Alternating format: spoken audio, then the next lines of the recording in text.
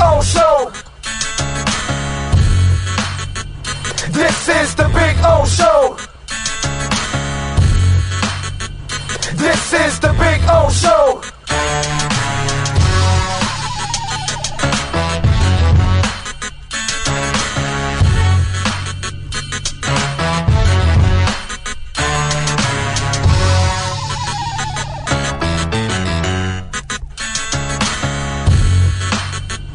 This is the Big O Show.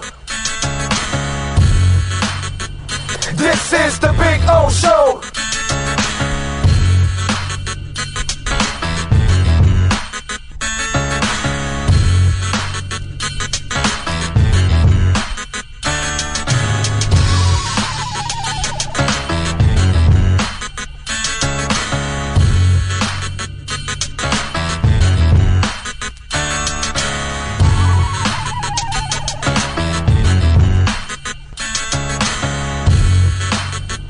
This is the Big O Show. This is the Big O Show. This is the Big O Show.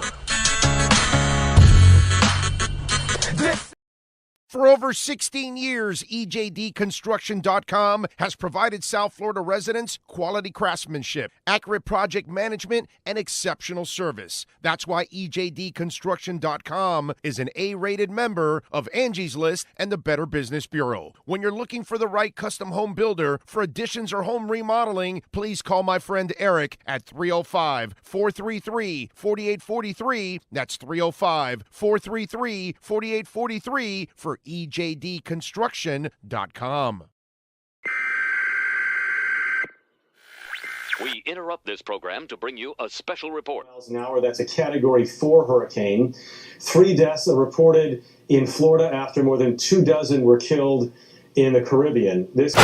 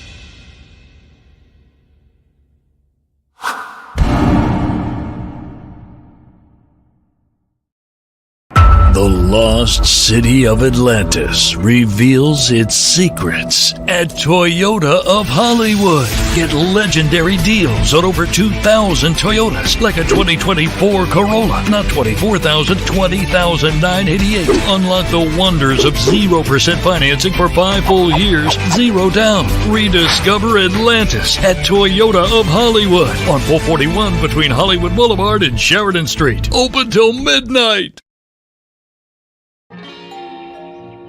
Great, you have a doorbell camera. Now you have a front row seat to your house getting robbed. They're breaking into my house! Ooh, there goes the TV. I'm sure it'll turn up at the pawn shop. No, not the TV! Just because you can see them, that doesn't mean you can stop them. With Slogans, you get 24-hour monitoring, a free home security system, and professional installation. Plus, free doorbell camera, one that'll actually work for you. Get out of my house! Get out of the house! Call 1-800-ALARM-ME. Hi, this is Jeff Welt from Welton Rayom. Dan and I have been in business together for over 22 years. We're not your typical lawyers. When Dan's not working in the office, he's flying his stunt plane.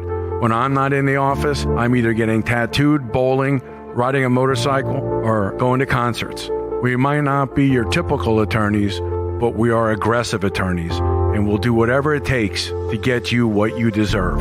Consultations are always free. Call us anytime, 24/7. Welton Rayom can help.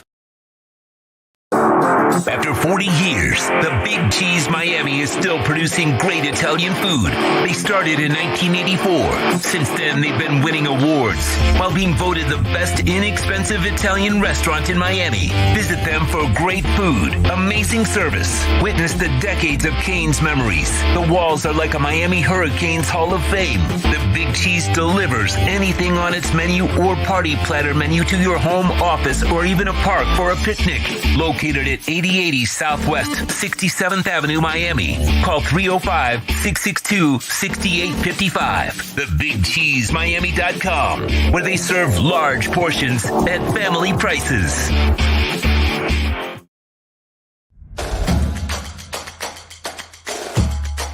Welcome to Caneswear.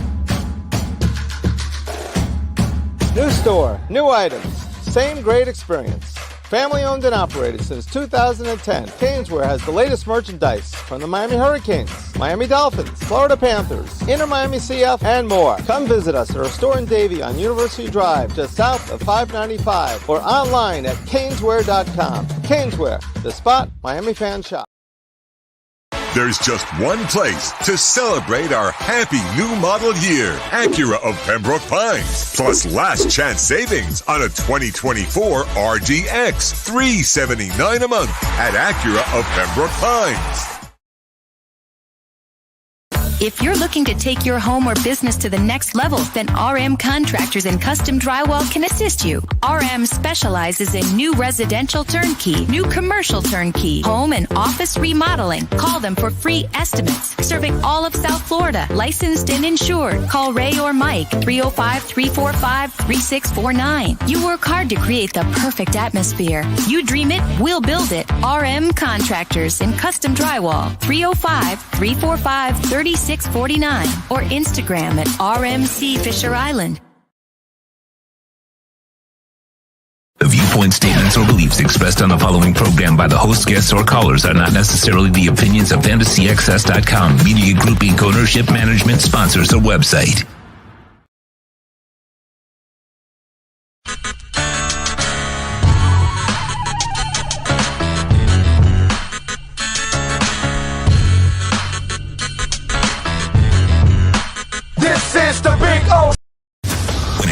To South Florida sports teams, very few in the media have witnessed, lived, and covered it like the Big O. Let's start the program dedicated to your favorite South Florida teams with a passion that's unmatched. The Big O Radio Show is on. Here's the Big O.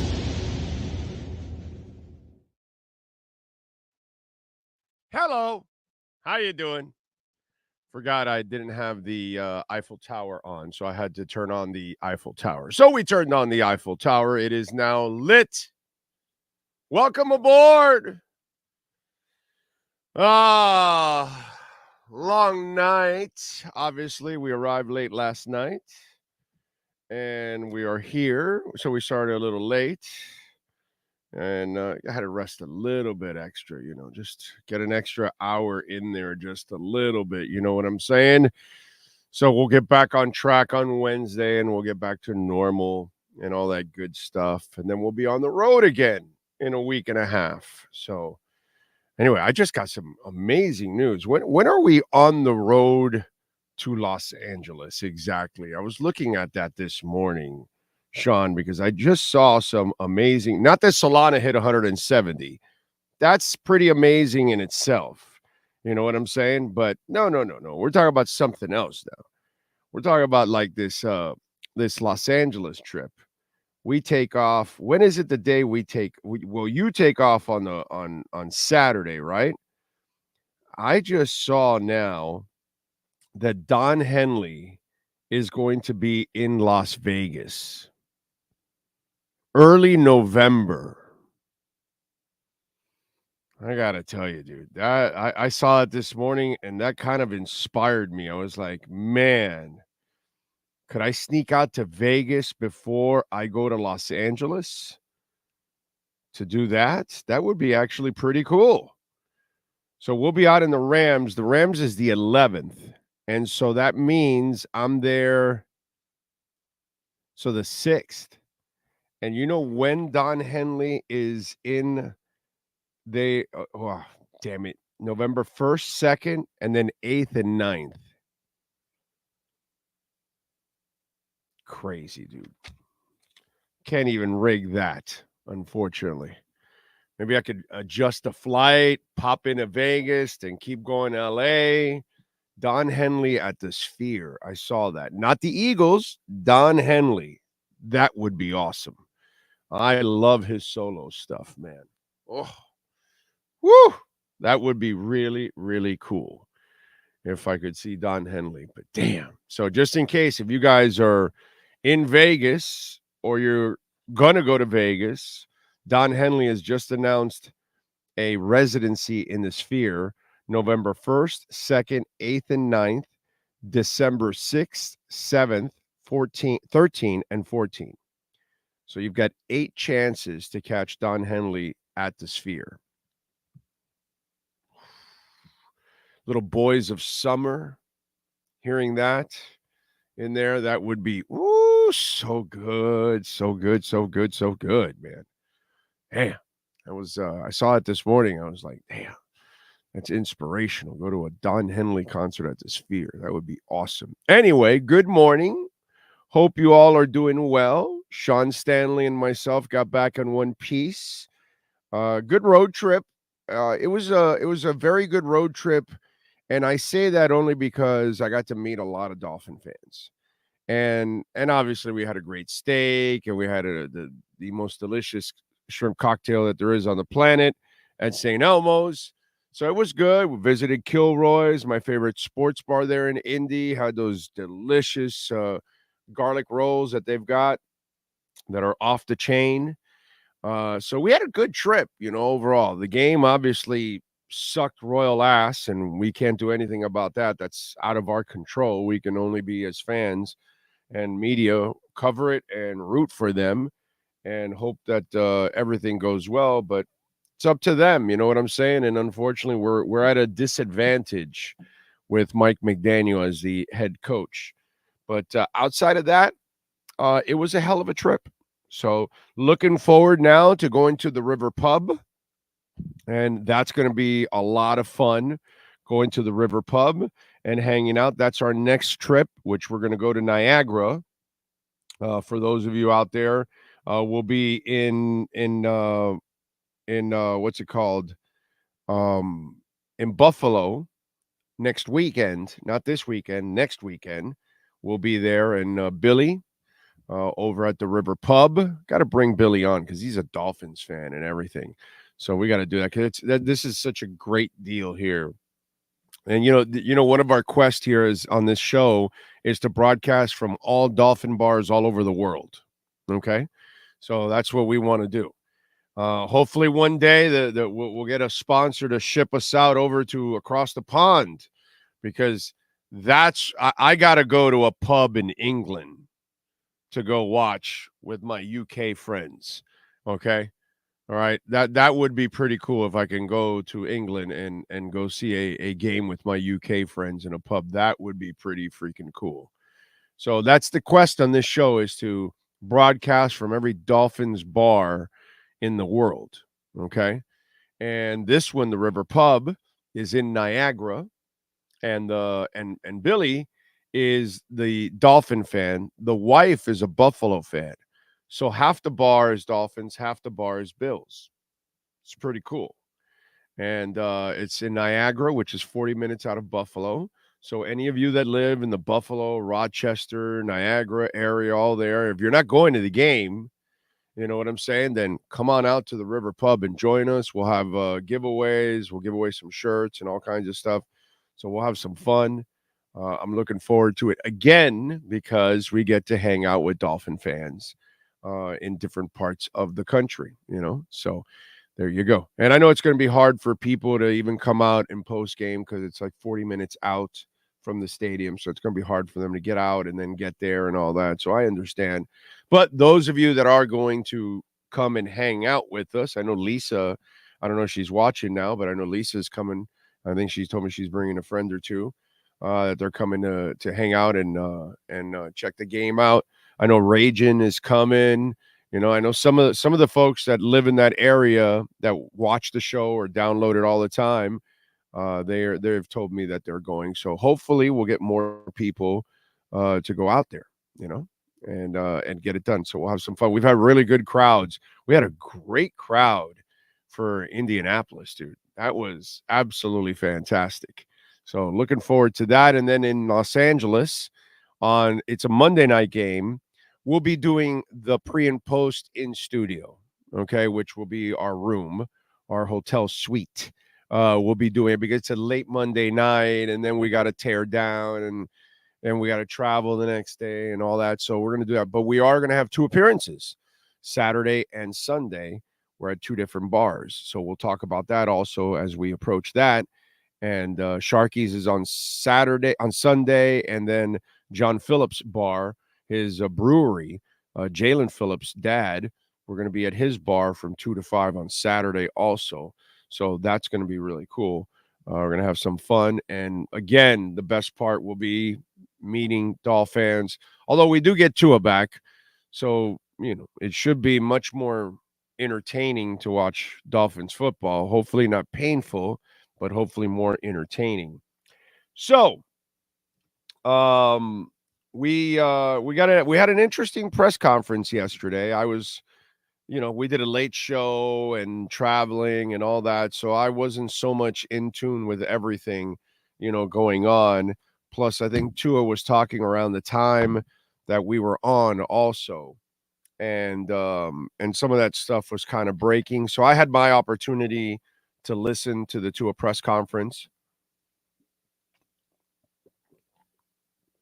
and go over a lot of the stuff that was said by Tua, and he clearly sent a message. There's no doubt that he clearly sent a message, and a lot of things that he talked about there. Some of the stuff we talked about, like, you know, you think he's not practicing? Well, clearly he practiced. He was putting trainers in spots, even through to OBJ, all those kind of things. So he's been practicing, and he had no symptoms the next day. There's a reason why when he went to Seattle, I told you guys, he's ready to go. You don't travel a 5.5-hour flight after a concussion. If you're still concussed and you have symptoms, they will not let you on a plane.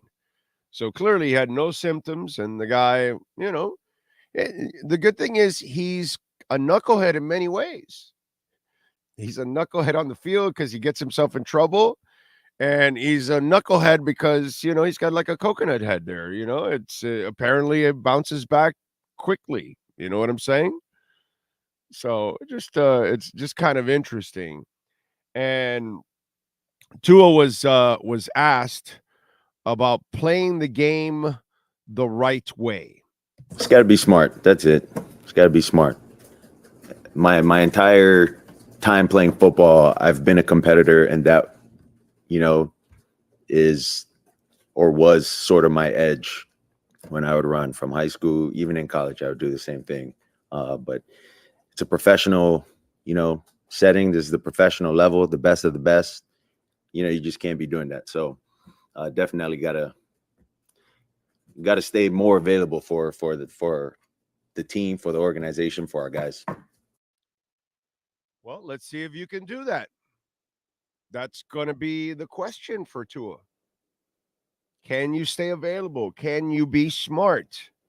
Is this the one that you finally learned? Because you didn't learn from your ankle injuries. You didn't learn from your hip injury. You haven't learned from the multiple concussions. You haven't learned from just overall. You haven't learned. And he kind of talks about it in the press conference, how, you know, this is who he was in lower levels, but in this level, it's different. You know, it's just, you're not a football player at this level. Dan Marino wasn't a football player. Joe Montana's not a football player. Drew Brees wasn't a football player. Peyton Manning wasn't a football player. and neither is Tua Tagovailoa. They're all statues.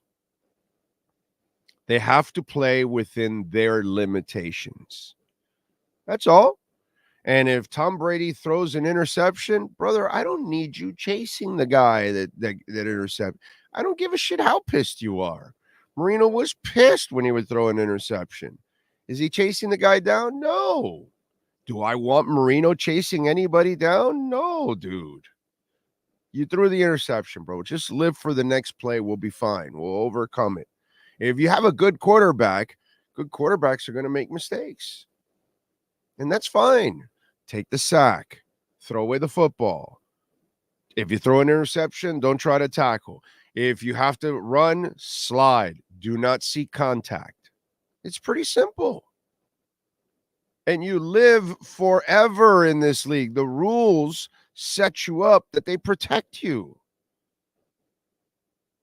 Even players now are afraid to hit quarterbacks too hard because they're afraid of getting the call. So that even helps you. Do you think Lyle Alzado was worried about how hard he hit you? Most of you that are young, you have no idea what I just said.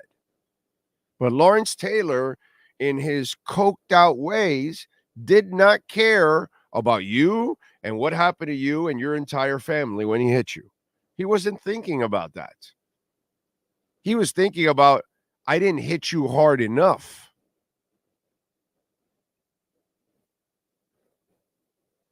So just play smart. It's interesting. If you play smart, you're going to live like a crap ton. It's amazing how long you'll live if you actually play smart. Most quarterbacks, why? Because you can see most of it coming. That's the beauty of it. Most of it you see coming. By the way, the concussions and the conversations, remember how he mentioned last time that there was, that it was brought up.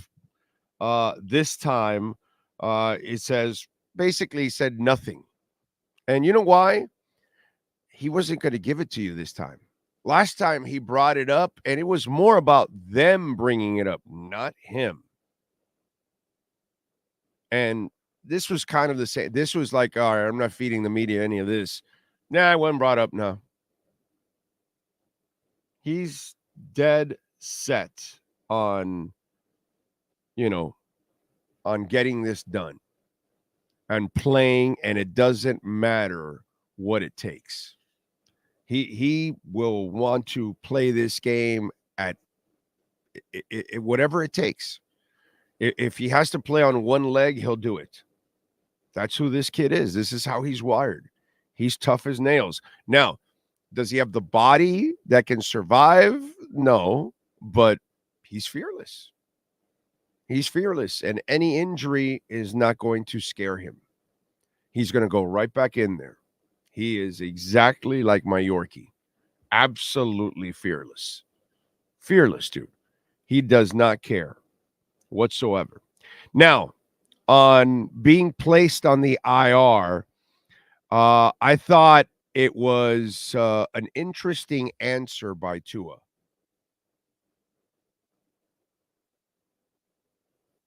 What I do know is I think the team did what was best in the interest of me, knowing that I'm a competitor. And, given what the doctors have told me, that having a substantial amount of time to rest and recover would have been good for me. I think they did what was best in terms of protecting myself, from myself. So. And optics, give him time to rest. He's had multiple concussions. He got easily concussed here. Easily concussed. And they saw that. And they said, okay, we got to give this brain time to heal and time to recover. But for him, he didn't have any type of, reactions from it the next day. So apparently he hasn't had headaches. He hasn't had any kind of dizziness. He hasn't had any kind of nausea or any type of effects from it. At least that's what he tells us. Okay. There was one person that asked, are you going to be honest about it? Like, even if he was going to lie, is he going to tell you that he's going to lie? And no, he's not. You know what I mean? But he's going to, yeah, of course I'm going to be honest about it. This kid doesn't care. Tua doesn't care to the point that it's scary. And it shows you his fearlessness. And this is why he plays the way he plays. This is why he throws it into these tight windows.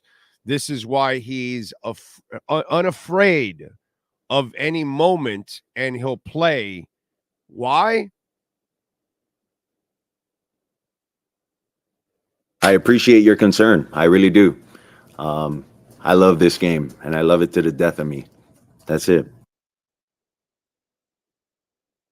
I love this game, and I love it to the death of me. That's it. I love this game, and I love it to the death of me. That's it. I love this game, and I love it to the death of me. That's it. I love this game, and I love it to the death of me. That's it. You got it. There you go. I love it to the death of me.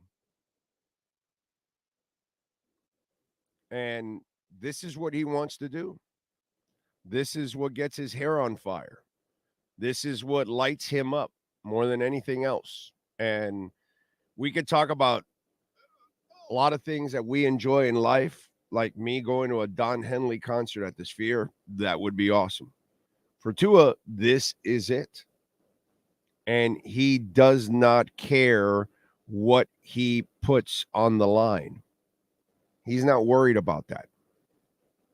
He's just not worried. He's going to play till he can't play anymore. And that's what he's all about. Unfortunately, or fortunately, because you can look at it two ways. Okay. He will play to the death of him, which makes him fearless, which makes him reckless. And you love as a fan that he's fearless because he'll make the tough throw. He'll attempt the tough throw. You saw Skyler. Skyler crapped his pants. He was afraid to make plays. He was afraid to make throws. He was hesitant. Tua doesn't have an ounce of hesitation in his body. He truly is fearless. Fearless of the pain, fearless of the punishment, fearless of failure, and he only strives for success. So it's great that he's wired that way, but it also makes him reckless because he's wired this way. So now he's got to find that happy medium of, okay, I gotta play to try to help my team win, but I've also got to protect myself because my team needs me in the next down, in the next series, in the next quarter, in the next game for the rest of the season. And that's the part that he has not been able to balance. And that's the part that's kind of scary too.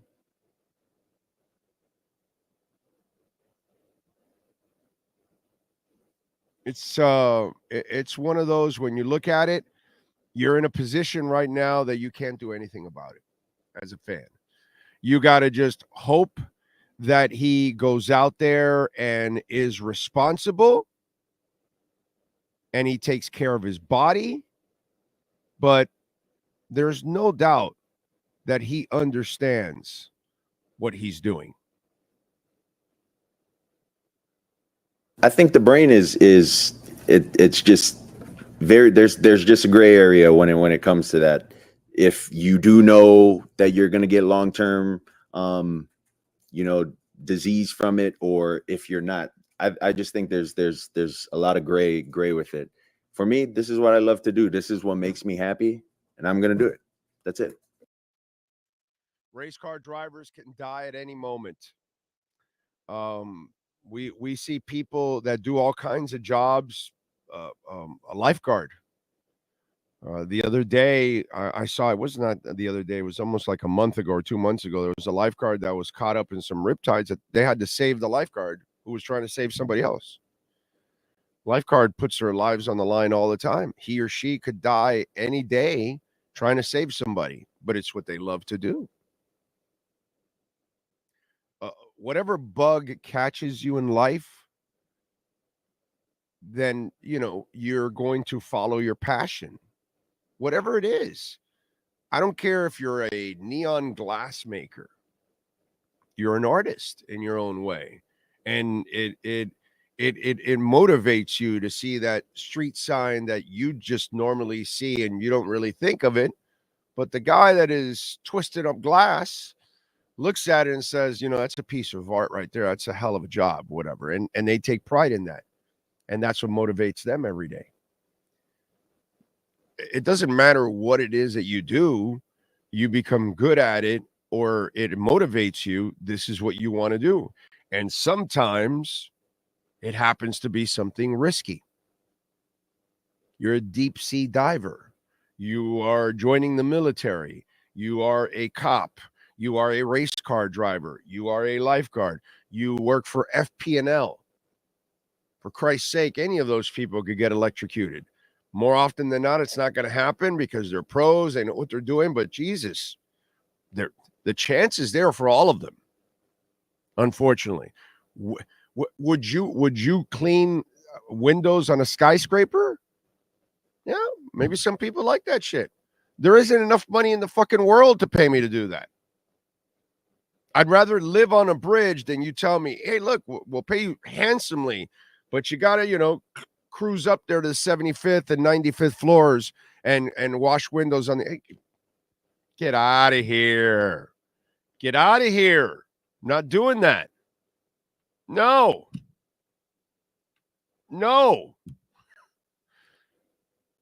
Whatever it is, dude. And we all have passions. This is his passion. And he is willing to sacrifice anything and everything to do it. And that's it. So what can we do? Right? Boxers, they put themselves at risk all the time. They're getting hit in the head. Bam, jabbed right in the head. Jabbed in the head. Boom. Big shot. Jaw. Shake that whole head and brain. They know what's going on. Wrestlers. Ask Sean.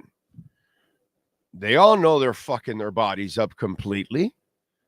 Every wrestler, when they're done with their careers, their bodies are all screwed up, dude. They broke all kinds of bones and screwed all kinds of things up.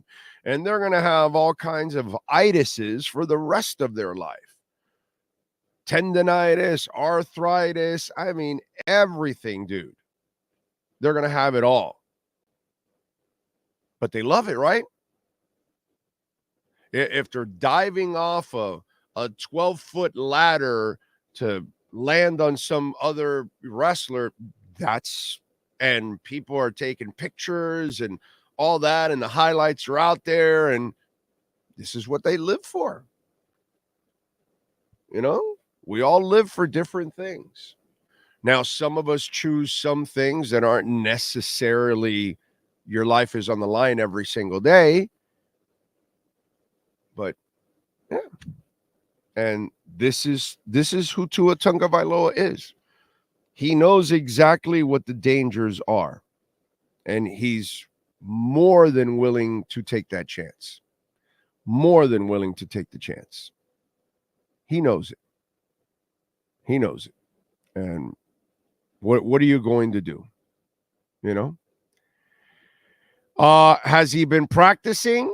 Yeah, very predictable. I've been working my butt off as if I was getting ready to play every game for every week, looking over the game plan, going out and working with the athletic staff to go stand in a spot, and I throw it to them and continue to work the timing of my footwork and all of that to stay in shape and just to get ready. So I expect us to come out, whether we throw it deep or we don't. expect us to come out and execute all the plays that are given to us. How long have you been throwing? For 5 weeks. You've had a chance to throw with Odell, I've heard. A little bit.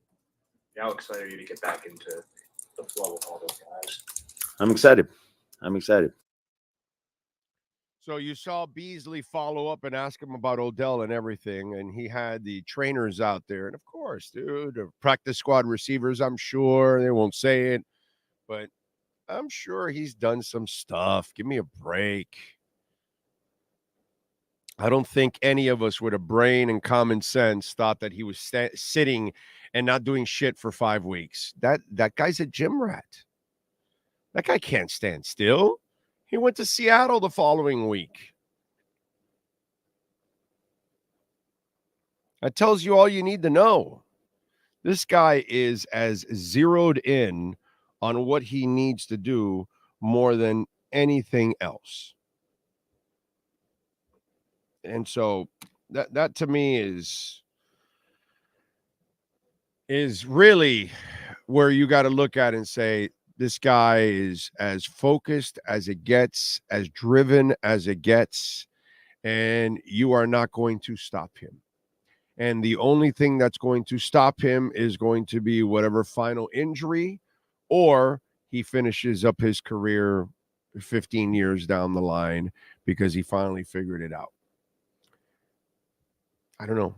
I don't know what the answer to all of this is. I don't know if he's going to play smart because he has yet to prove that he can play smart on a consistent basis. He tried, he tried for 1 year and he wasn't satisfied with it. And then he thought he could change it. And because he got away with it, he thought he could get cute. So we don't know if this finally humbles him or not. We're going to find out. We're going to find out, because if it doesn't humble him, then, this is going to be short-lived, and you're going to be dealing with a whole bunch of backup quarterbacks that cannot get the job done, unfortunately.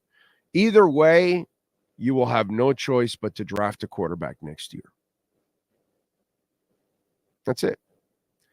You have to draft a quarterback next year. Whether you like it or not, that's what you have to do. Why?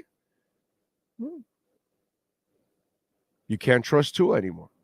You can't trust him to take care of himself, and you can't trust his body to be able to handle the punishment.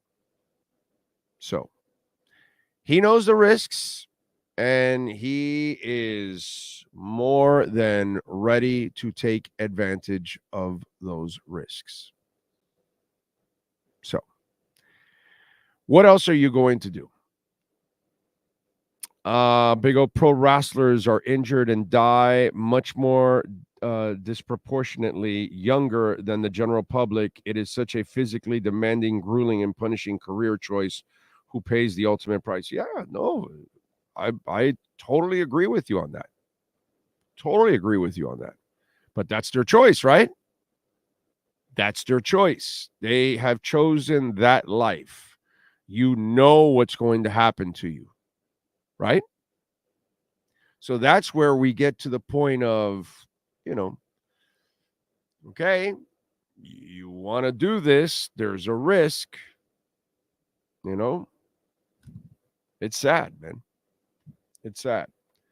Remember, as always, you can make a donation, Cash App or Venmo at Cash Big O Show. That is Cash Big O Show, Cash App or Venmo. You can also reach out to us. You can also make a Bitcoin or Ethereum donation, which we always love. And you can use our QR codes there too at the same time.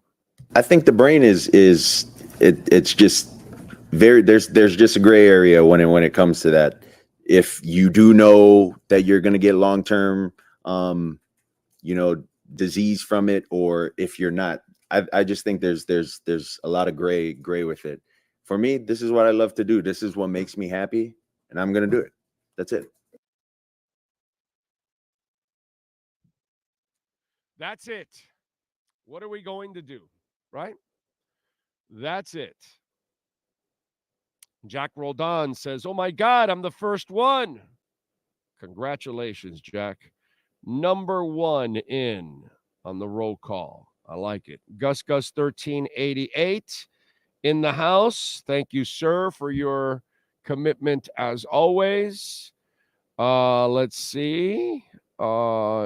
Jay Gelfin, a little Taco Tuesday. That's right. By the way, please smash the hell out of the like button. You got 300 people watching. There's 75 right now on the likes. Let's jack that shit up to 200-300. Come on, baby.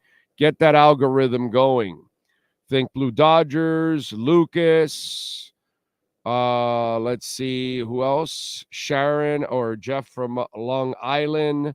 Aquavision, Alejandro. McDaniel on a very hot seat. No, he's not. Next year will be the hot seat. This year, it's let's fix it in the offseason. We kind of predicted it last year. Anyway, let's see. Giovanni is in, feeling guilty. I haven't caught many live shows lately, but I definitely listen to the recorded ones in the evening. You all rock. Thank you, Giovanni. Appreciate you and your amazing support. Thank you. Smash that like button, please. One-Eyed Jack is in the house. To me, Tua seemed defiant in his press conference and tired of answering retirement questions. I'm glad he's back, and I hope he plays smarter like last year. Let's hope so. But driven, defiant, ignorant, whatever you want to call it, okay? He is all of that. But let's just hope smart is the real adjective that we're looking for, because he gets in trouble when he plays stupid. So it's up to Tua. Stop being stupid. Stop holding on to the ball. Stop running into defenders. And please don't ever try to tackle anybody. That's all. It's amazing. You'll live a long time. In the middle of all the concussions 2 years ago, that's what I said. Lots of people said he retires. I said, no, he doesn't need to retire. He needs to play smart, get rid of the football. And I explained it. And guess what he did? He got rid of the football last year, and he never got injured. Didn't even come close to getting injured because he played smart. He didn't seek contact, didn't want any contact. That's how every quarterback needs to live, the ones that don't run. Then all of a sudden, he went back to being stupid. So it's up to him. Play smart or play stupid and force your retirement. And then this go around, I was good with him retiring because you showed me that you cannot play smart. You cannot continue. You got cute and you think all of a sudden, there was some words, the way he phrased it, like it seemed like he got the message. Again, talk is cheap. Actions speak loud. Remember how I tell you in Bitcoin all the time, you hear people throw out a lot of FUD, a lot of negativity, and then I tell you, don't listen to that. Follow what they're doing, not what they're saying. And I say, go look at the most powerful and the richest people and the smartest people in the financial world. What are they doing? Are they telling you anything about Bitcoin negative? No. What are they doing? They're eating it up like Pac-Man. So don't listen to the Elizabeth Warrens of the world. You'll be misinformed. Listen to Michael Saylor and Larry Fink and, people like Kathy Wood, Listen to those people, the billionaires, the ones that are 8 steps ahead of us. They're not even playing chess. They're playing something above chess. I don't know what the hell it is. So that's what you do in life. So we'll see. We'll see what Tua decides to do. But the one thing that he will tell you over and over and over and over again. I love this game, and I love it to the death of me. That's it. I love this game, and I love it to the death of me. That's it. I love this game, and I love it to the death of me. That's it. I love this game, and I love it to the death of me. That's it. Priority one. So when he gets concussed next time, it's, come on, Tua, let's go. Bounce back. Get back in there. It's not, oh, my God. No. He's not worried about it. So no reason for us to worry about it. Let's just root him on to get back onto the field is what we do. Hey, give him smelling salt. Get him back in. Now we can be cold and callous about it. At least I'm going to be cold and callous about it because he's cold and callous about it. I love this game, and I love it to the death of me. That's it. Right?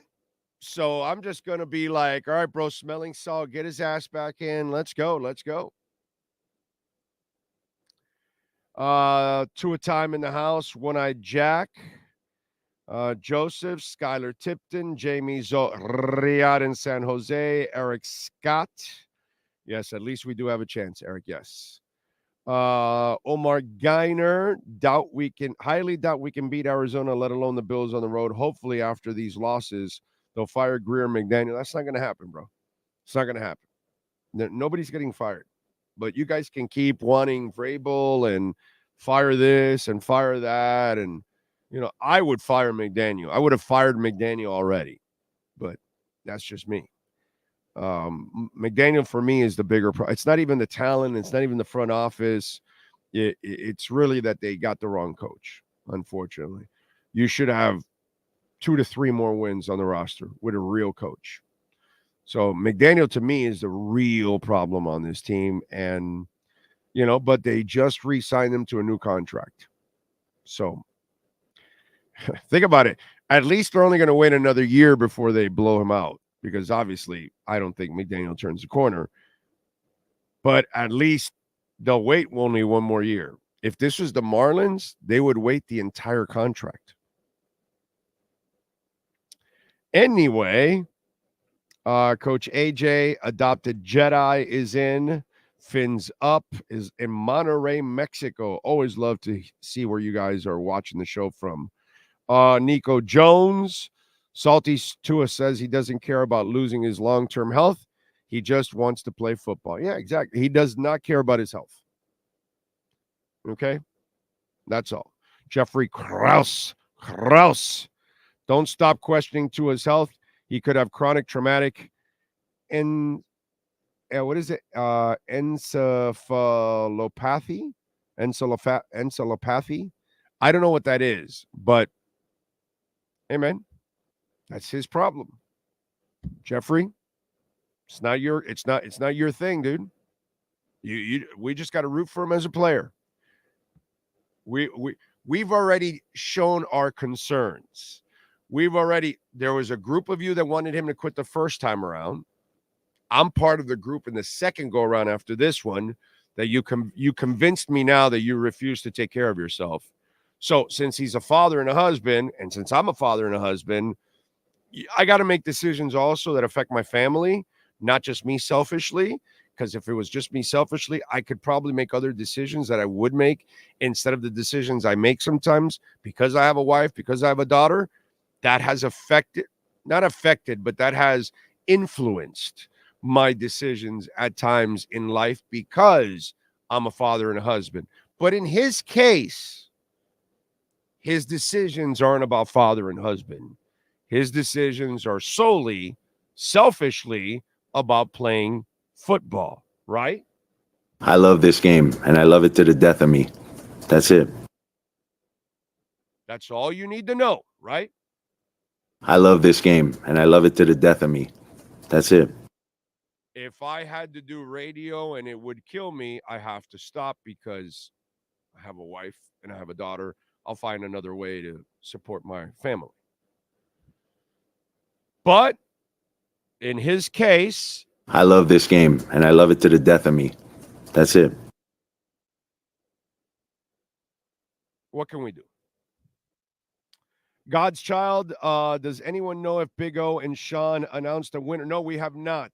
We just got back at 2 a.m. Okay? Brother, have a heart for Sean. Sean, have you even started counting everything yet, or what's the deal? What's going on?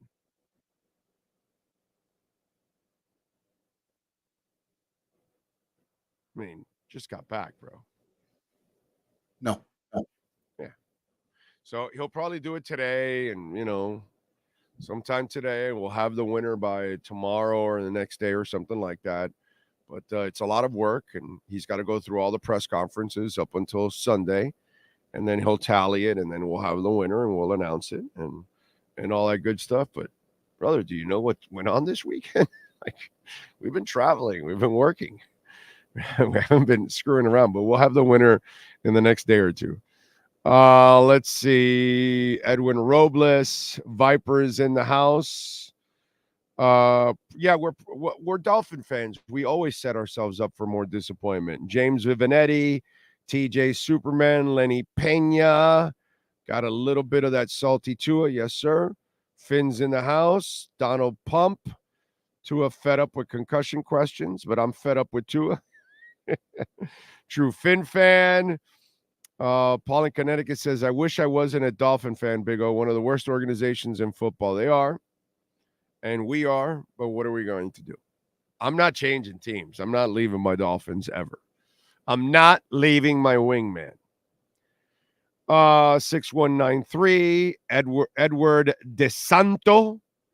The Eagles were caught using AI-generated software live on vocals like all these acts use now. They were? I didn't know that. Whose vocals? Because Henley still sounds good. I don't know about that. And who caught it and whatever. Send me the article and all that. Send me something legitimate. You know what I mean? That's when you guys throw some stuff out, you gotta understand this. 99% of the time, Ed, I don't believe you guys, because most of the time I don't trust you to even know that you're actually looking at a good source. You know what I'm saying? So that's where, sometimes there's a lot of bullshit on social media. And if you're watching X, my God, Elon Musk has flooded that thing with just absolute garbage. You know what I mean? Twitter has become absolute garbage under Elon.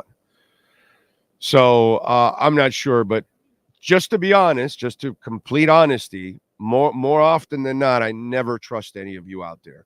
There's a couple that I know over time, but Ed, I don't know who the hell you are. I've never seen you on the chat board. So I wouldn't trust you as far as I can throw you. So I would need something to be brought to my attention at BigORadioshow@yahoo.com. Send me a legitimate link and then I'll believe it.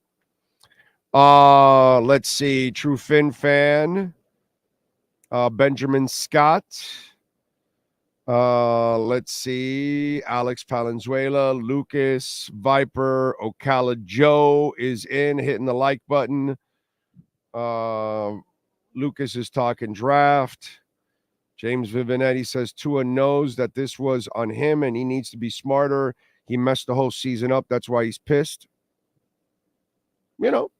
James, I talked about that about 2 weeks ago, that Tua has to, we have to blame Tua, and Tua needs to blame himself from now on. Yeah. That's how we have to handle it from now on. No more sympathy. No, Tua, you decided to be stupid. You're an idiot. You cost your team now several losses because you're a fucking idiot. You're dumb. You play stupid. Yeah. Instead of taking the sack, he throws a pick six. Stupid. I love Tua. I know he can play at an elite level, but he has to learn that he has limitations and he doesn't get it. And so because he tries to overcome his limitations, he plays stupid football and does stupid things. And maybe he understood, shit, I just ate a hot dog. This is why I feel like shit for 4 days and I'm throwing up everywhere because I'm an idiot and I ate a hot dog at a Dairy Queen in the Panhandle. So while I'm throwing up everywhere and feeling like shit for 4 days, guess who I'm blaming? Me. I chose to make that stupid decision. So I hope Tua is pissed because he constantly makes stupid decisions. And this comes from the biggest Tua believer that there is in the media. There is no bigger Tua believer than I am. None. I know the kid can play. I know the kid can deal. But, dude, play the game the right way. Play it the way Drew Brees played it. Play it the way Manning played it. Manning or Marino played it. That's all. Play like you're afraid of contact. Nothing wrong with that. We made fun of Ted Ginn, and we're the idiots. Ted Ginn went on to have a 12-year career. If he plays the way you and I wanted him to play, he would have been out in the first 3-4 years of his career.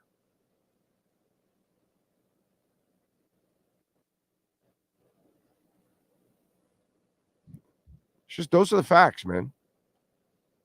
So Tua needs to be blamed and pointed fingers at, and he needs to get criticized and heavily criticized. And I hope you're right, James. I hope that he's pissed because I was an asshole. I was an idiot. I was a dumbass. I ate a hot dog in the panhandle of a Dairy Queen. Okay? So I'm honest enough about stupid things that I do. When I put myself in the hospital, I point him at myself. So I hope Tua, which maybe you might be onto something, John, maybe he's pissed because he put himself in this mess. He killed his team's season because the season's dead pretty much. Come on, bro. We're asking a miracle now. We have the worst coach in the NFL, and we're expecting the dumbest coach in the NFL to lift this team to the playoffs? Come on, dude. Please. And by the way, I openly say this. Mike McDaniel is the dumbest coach there is in the NFL. I don't care how intelligent he speaks. I don't care about his intelligence off the field. Brother, you were hired for on the field, just like Tua Tagovailoa. Dude, I know you're a smart guy. I can tell off the field you're a smart guy. On the field, you're a fucking dumbass. Are we going to be honest? Are we going to call shit like it is? Or are we going to dance around the subject? We got the dumbest fucking coach in the NFL. I don't care how smart he is. He is freaking stupid on game day. And we got a quarterback that plays completely stupid on game days because he thinks he's Josh Allen or some shit. And you're nothing but a specialist, bro. Look, I love this guy. This guy ain't no fucking football player. This guy's a specialist like a kicker or a punter. And people hate kickers or punters, but they only like this guy because he has to pass the ball. And without him, you'll never win. But he's the same shit as a punter or a kicker. Outside of his specialty, he is useless. Dan Marino, outside of his arm, is fucking useless. But he knew that. Peyton Manning knew outside of his arm, useless. Drew Brees, outside of the arm, useless. Your kicker, your punter, outside of their legs, useless. We don't want them blocking. We don't want them tackling. We don't want them running the football. We don't want them doing anything. They're just specialists. That's all they do. They specialize in one thing. This guy specializes in throwing the football. He didn't think about running. He didn't think about holding the ball for 5 seconds. He didn't think about tackling anybody. He didn't think about taking on tacklers. He's a specialist. That's all he is. A specialist. He's not a football player. He's a specialist.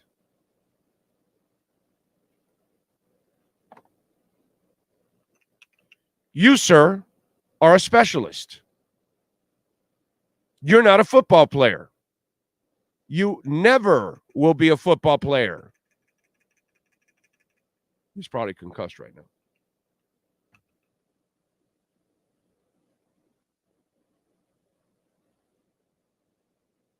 Let's just call it like we see it. Play your role. You're a specialist. Nothing else. That's it. Has the coach told him that? Probably not, because he's, just blowing smoke up his ass the entire time. But that's where he needs like a Don Shula, like an Eric Spoelstra, to like rip into him. Like to say, hey, dude, this is not why you're here. You're not here to run the ball. I don't need you to run the ball. We drafted another running back this year. You see that too? We drafted another running back because he's a running back. He's a football player. You're not, buddy. Anybody tell Tua that? You're not a football player. Oh, by the way, can you send, I think I didn't, send Manny a link. Forgot to send Manny a link. All right. Welton Rayom, a proud sponsor of our program. We love talking about Welton Rayom. They know how to get it done. Jeff Welt, Daniel Rayom, 954-966-4646. And let me tell you something. They do it all. Homeowner property damage, condo damage, criminal defense. If you're having bankruptcy issues, please call my friends, Jeff Welt and Daniel Rayom. They are absolutely outstanding. Business owner claims, personal injury. The consultation's completely free. 954-966-4646. That's 954-966-4646 for Welt and Rayom. All right. What else do we have? What a fish whistle. I don't think he would even be playing pro football if he grew up in South Florida. He would have had 50 concussions before he got done with Pop Warner. Maybe not. Who knows? But the if game stuff doesn't really fly. Let's live in the reality. John, thank you for the love on the super chat. We have heard that our GM drafts players that the coach wants. However, we always have different coaches every few years. Don't we want a GM that constructs a team based on his own disciplines? Well, no, because you then end up hiring different coaches, and then different coaches have different philosophies. So when you go from Flo to Mike McDaniel, you're going to have different philosophies offensively. So you will require different players. So you will have to build. And when you go from a 3-4 defense to a 4-3 defense, if you're going to play more zone, if you're going to play more man, it all changes. So if you change schemes and you change coaches, you will change the kind of players that you need, unfortunately. And a lot of times you don't necessarily change to the same scheme, just a different coach who then adds his flavor to the scheme. Then you're lucky. But a lot of times you're going to change things to, different things. And then that kind of throws everything out of whack. That's why you don't want the rinse and repeat bullshit that you fire and hire new coaches every couple of years, because this is the mess. This is the vicious cycle that you end up in. So you want to get away from that vicious cycle where you're like the Pittsburgh Steelers and you have the same philosophy for 40 years, and it doesn't matter what it is. This is who your identity is, and this is who you are, and that's what you're going to be. And then it just stays consistent, and then that's good. You know what I'm saying? And that allows you to build consistently. But not a lot of teams, a lot of franchises have been able to accomplish that. Steelers are one of the few. All right, let's get to it. Manny Navarro and our Canes Wear Miami Hurricanes report next. The viewpoint, statements, or beliefs expressed on the following program by the host, guests, or callers are not necessarily the opinions of FantasyXS.com, Media Group Inc., ownership, management, sponsors, or website. If you're a Miami sports fan, there's only one store to go to, and that's Canes Wear at Miami Fanwear in Davie. They're your one-stop shop for all your Inter Miami CF, Canes, Dolphins, Panthers, and Marlins merchandise. They have hats, t-shirts, game day jerseys, and so much more. Located at 2655 South University Drive in Davie, and open 24/7 online at caneswear.com or intermiamiwear.com. Call them at 954-835-5597. Canes Wear, the spot where Inter Miami and all Miami sports fans shop. Time for Canes fans to get what they want. Information, insight, and perspective. It's the Canes Wear Miami Hurricanes Report with Manny Navarro. Exclusively on the Big O Radio Show. Here's Big O and insider Manny Navarro. Right. You know, Manny, it's interesting. Before we start our segment, I see this fish whistle guy, and he says, just hates that a bunch of fans are being held hostage by a concussion-prone, overpaid QB who's always unavailable. So it's true, but it's interesting because Chris Bosh did the same thing to the Miami Heat. Yep. With the blood clots. And sometimes you can't control, what's going on in your case. Mark Richt, we're kind of being held hostage that he was using some nepotism by keeping his son on. It was his son, right? That was the coordinator? Yep, correct. So, yeah, sometimes, you're held hostage because your coach wants to keep his best friend the defensive coordinator. Mm-hmm. So, sometimes we're held hostage. The good thing is the Canes are being held hostage right now by anything, not a defensive coordinator or a son being an offensive coordinator. No, they're being lifted up by probably the best player in college football, in Cam Ward, who just always figures out a way to get them the W, man. Even if it's a nail biter, even if the defense is letting them down or the special teams is letting them down, the dude makes plays. And you can see now, I mean, to me, it's becoming more and more apparent. This is a guy who is probably going to be the first or second quarterback taken in this draft because he just makes too many plays, and there's going to be an NFL team that wants him. Yeah, I'm still backing off of that. You can't play sandlot football in the NFL. You can't. The style of football he plays in college will become turnover prone in the NFL, bro. He's not going to have. There was one down that I tweeted out. You don't get 4 downs on the Dolphins that long. Right. No. I'm not buying that because of the way he plays. You can get away with that in this level. At the next level, you have to have Lamar's elusiveness in order to have what Cam does at the next level. Because Lamar can't pass like Cam, but Cam can't move like Lamar. So right. you're gonna have to be so lightning quick. Like Lamar, like Cam can move, but he's not really like this great runner or anything. You know what I mean? No, I think as long as the thing is too, though, he is thick. He is a legitimate 225 pounds. So he could probably take some hits, not big hits, but he could survive them certainly better than Jalen Daniels does. Tua too, but right. again, doesn't matter who you are. This league will break you in half no matter what, dude.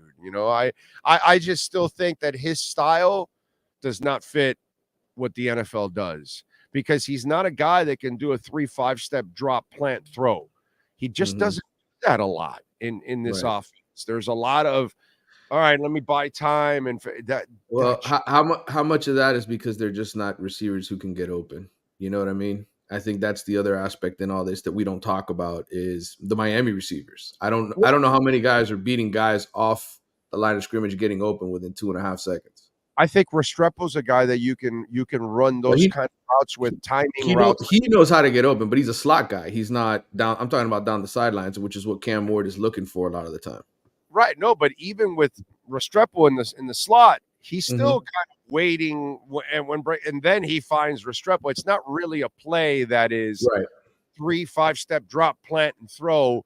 That you have to have that in the NFL. A lot of it has to be in the NFL like that because you only get a certain window, you only get a certain opportunity, and bro, that shit closes on you with a quickness. And so that's why I'm still I just don't want to get. I love the college side of it. Oh yeah, he's a freaking superstar in college. I just don't know if it translates to the NFL.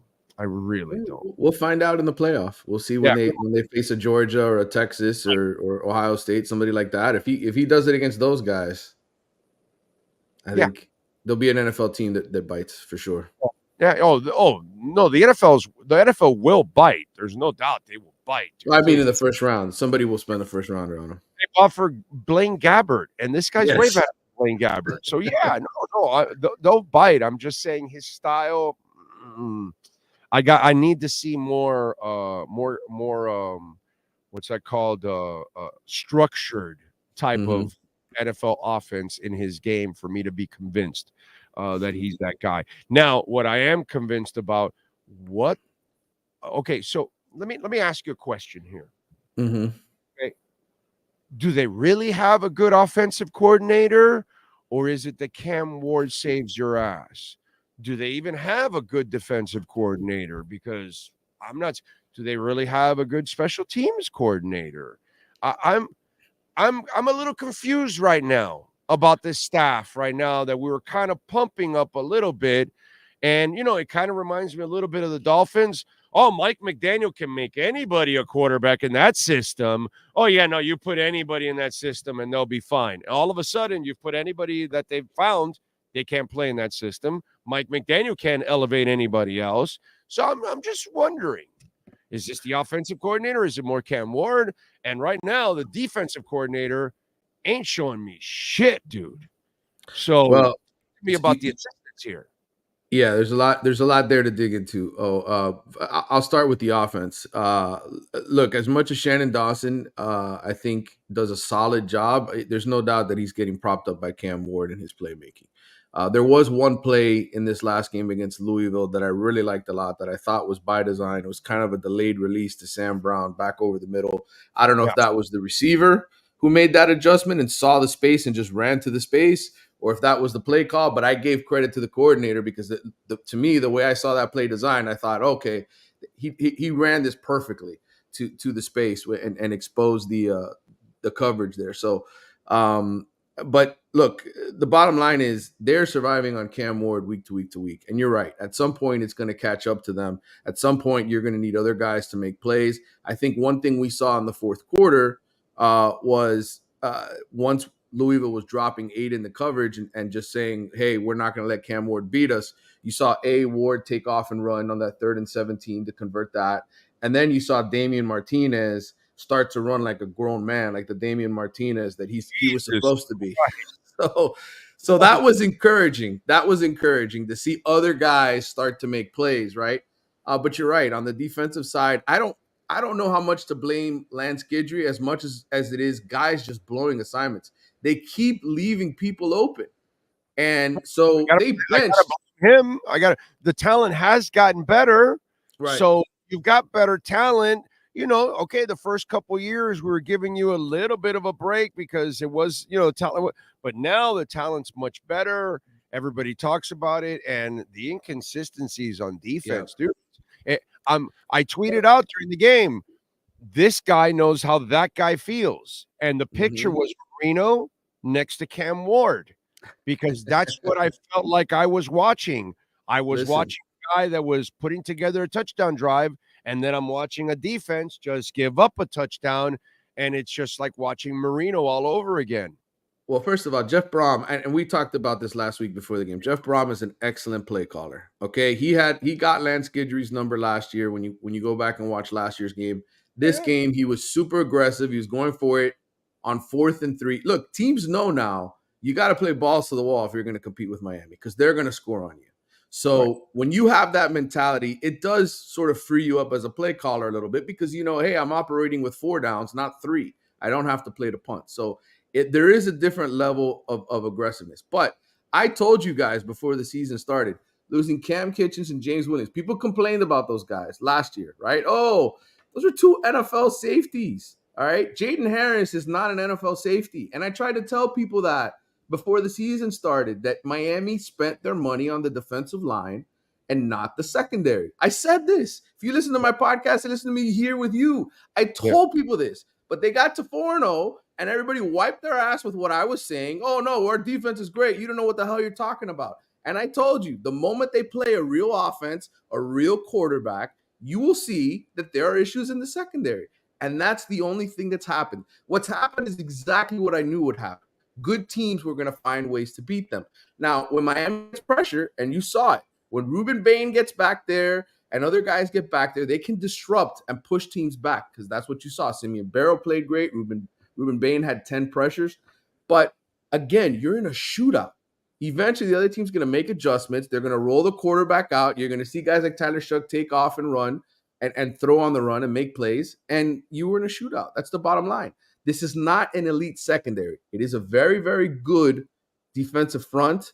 It is an average secondary. And with a great quarterback who puts up a lot of points, the other team, if they can score points too, they are going to be aggressive as hell. And that's what you saw happen on Saturday. Yeah, no, I just got to say, that dude should be on the hot seat right now. Not for firing. It's just he needs to be criticized heavily because it's disgraceful to see what's going on defense, dude. But to me, this goes back to recruiting and them not being able to pull some guys, right? And being able to recruit guys in the secondary. This last cycle, they got some guys that I like. I think OJ Frederick is going to be a good player. I think Ryan Mack will be a good player. But they're all freshmen. They're all babies, right? And Zaquan Patterson, you saw him. You saw the talent on Saturday when he came in and replaced Jaden Harris. He played some in the secondary. He made some hits. He graded out well. He only played 21 snaps. I think what you're going to start to see now is those young guys who, Mario likes are going to start to get more opportunities. But you always reach that point in the season, right, where you start to be like, all right, these older guys, they gave us everything they've got. Now we've got to give the younger guys a little bit more of an opportunity. The good news for Miami is you play a terrible Florida State team this week that cannot score points for the life of them. And so you can get Zaquan Patterson out there, let him be aggressive, let him learn whenever he makes a mistake, and give him the playing time. Because the next couple of weeks, Duke's offense is not very good. Wake Forest is not very good. Really, you only got two offenses left that are going to challenge you the way Louisville did. And right now, Georgia Tech doesn't even have their quarterback. He's out. He's injured, Haynes King. So to me, you want to get ready for the playoffs and play young guys. This next 5-game stretch is one to do it. Try anything, please, because what's going on now is, disgraceful, on defense. It's really, really frustrating. Special teams. Well, your thoughts? Bad moments. Mario talked about giving freshmen snaps on special teams. That's essentially what happened. He wanted to give other guys a rest. You put some younger guys in there. People don't fill the lane. You give up a 100-yard kickoff return. So they've got to be better. And part of that is having to play older guys on special teams, making them play more snaps and giving those guys fewer opportunities. So I think ultimately, man, again, this is why you and I have said it. Mario is very close to having the team that he wants, but this is still year 3, and they need another elite recruiting class with superstars in the secondary in this 2025 class to help bring the level of talent up at that position. What's the injury issues right now? Nothing that I'm aware of in terms of anybody meaningful. I know Malik Bryant, who had some good moments pass rushing and filling in the past, missed the last game because he was ill. He's expected to be back. Mario mentioned that there's a chance that Damari Brown comes back before the end of the season. I think he's just throwing hope out there. I don't think that's necessarily going to happen. At least I don't believe it. Maybe Damari Brown gets to a point where in the playoffs he can help you, but I just don't think that's going to happen. It's hard to miss the whole season and just step in and be elite at the end. So to me, I think this is probably a redshirt year. He could still technically qualify for a redshirt if he only plays in 5 games, including the bowl or the playoffs. So maybe you hold him out until the playoffs, and if you have a nice little run, he can give you 15, 20 snaps a game and contribute in some way. But I just think this is the secondary they're rolling with, and you just need young guys to step up and perform. I hope they don't overlook FSU, because I know FSU sucks, and like you said, they can't score with a fistful of dollars in a whorehouse. I get all of that, but man, I have seen these games in the past where Miami sucked or FSU sucked, and the team came in thinking, oh yeah, it was going to be a cakewalk, and it became either a nightmare of a game that you had to overcome, or you even lost it. Okay, that's happened to both teams. I hope Mario reminds them of this, because this is like FSU's season to be able to knock out 7-0 Miami and be a sport.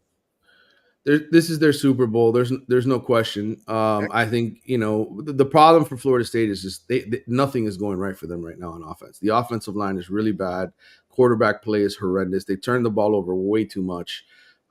Even the running game is kind of lackluster. That was supposed to be the strength for them this year. That and the offensive line, and it's unreliable. So Miami has to really screw things up to be in a game with Florida State this week. And personally, I don't think Cam Ward's going to allow that to happen as long as he's healthy and he's in the game. I think Cam Ward is going to do everything in his power to put Florida State away quickly. And I would also say, don't be surprised if Miami runs it up on the Seminoles. Well, but the defensive coordinator may have other ideas of making it interesting. You got to be really bad to allow this Florida State team to score points on you. I mean, really bad, like horribly bad. All right, so then we can go freestyle this weekend. Calling Mr. Bane. Calling Mr. Bane. Right? So he's going to get a lot of sacks, right? I mean, because I want it right now. We should start yes. with Bane and that song, bro, in the stadium. So I'm expecting Bane to get some sacks, is what you're saying.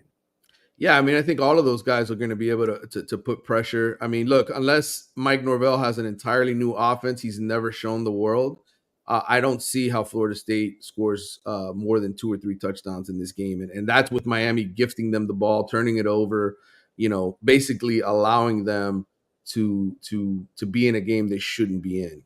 Look, the Florida State still has. Wait a minute. Is Chris Kringle really our defensive coordinator? It's Chris Kringle. Hey, man, Lance Guidry, I thought, did a phenomenal job last year with what he had. Again, first year on the job, he lost a bunch of defensive linemen. I'm not going to crap. What I'm saying is he's got too much talent. We need to take all the talent, give him shit, and he'll be a much better coach, is what you're saying.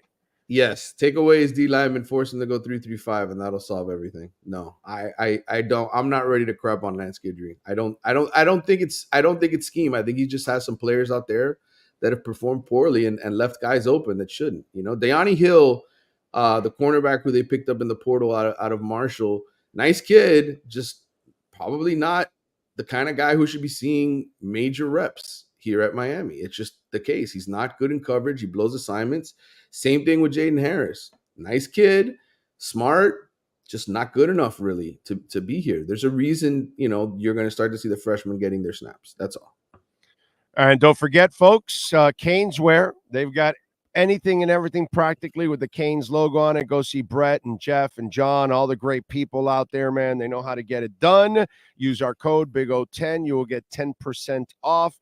And remember, if you order online, if you order over $99, you will get free shipping also. What are you working on there at The Athletic so folks can check you out, my friend?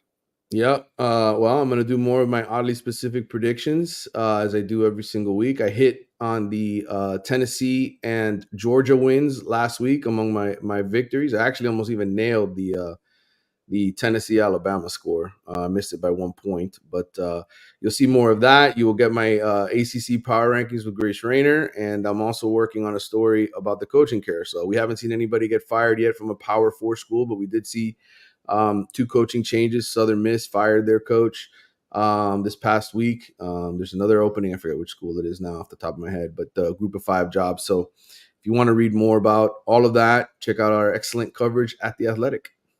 All right, there you go. And follow him on Twitter at Manny_Navarro and visit our friends at Canes, where you can get Heat gear there, Inter Miami gear, get ready for the playoffs. Maybe we'll win the cup. That'll be the 5th championship in town. All 5 pro teams will have a championship, which is really cool. You can get also championship Panther gear there. And of course, the Panther season is on. Heat season starts tomorrow. So get ready for it at Caneswear. Miami Wear, Caneswear at Miami Fanwear.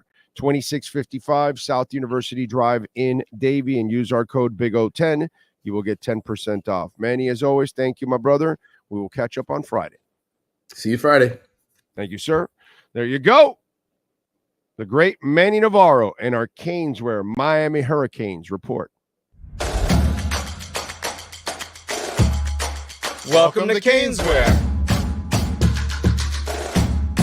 New store, new items, same great experience. Family owned and operated since 2010, Caneswear has the latest merchandise from the Miami Hurricanes, Miami Dolphins, Florida Panthers, Inter Miami CF, and more. Come visit us at our store in Davie on University Drive, just south of 595, or online at caneswear.com. Caneswear, the spot Miami fans shop. So I just pulled up the words now to Mr. Bane. So call him Mr. Bane, call him Mr. Bane, call him insane. You know what I want, and I want it now. I want a sack. Call him Mr. Bane. There we go. See? There we go. Call him Mr. Kane. Call him Mr. You can't call him Mr. Rubin. Call him Mr. Bane. There we go. Call him Mr. Rubin. Call him Mr. Bane. We gotta start it off. That's it. I want a sack, and I want it now. Come on. We gotta mix it up there. So talk to the people at Hard Rock. Mr. Vane has got to become Mr. Bane. And we got to figure it out every time he gets a sack. I want a sack, and I want it now. That's it. We got to mix it up here. So ideas for you guys out there to have some fun with. If it happens, I'll trip out. That's all I can say. Let's see. Lofi says, any word if Calais wants to trade off to a contender? J-Town this Thursday, 2 under the radar. Good QBs playing for Pitt and Cuse. Should be a good one to tune into. Miami should tank and draft the QB. A lot of unrealistic stuff coming in.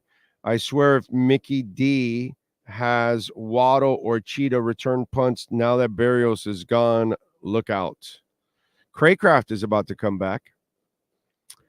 Let's see. Cam moves in the pocket to buy more time. He can move. Lucas, you can't play like that in the NFL.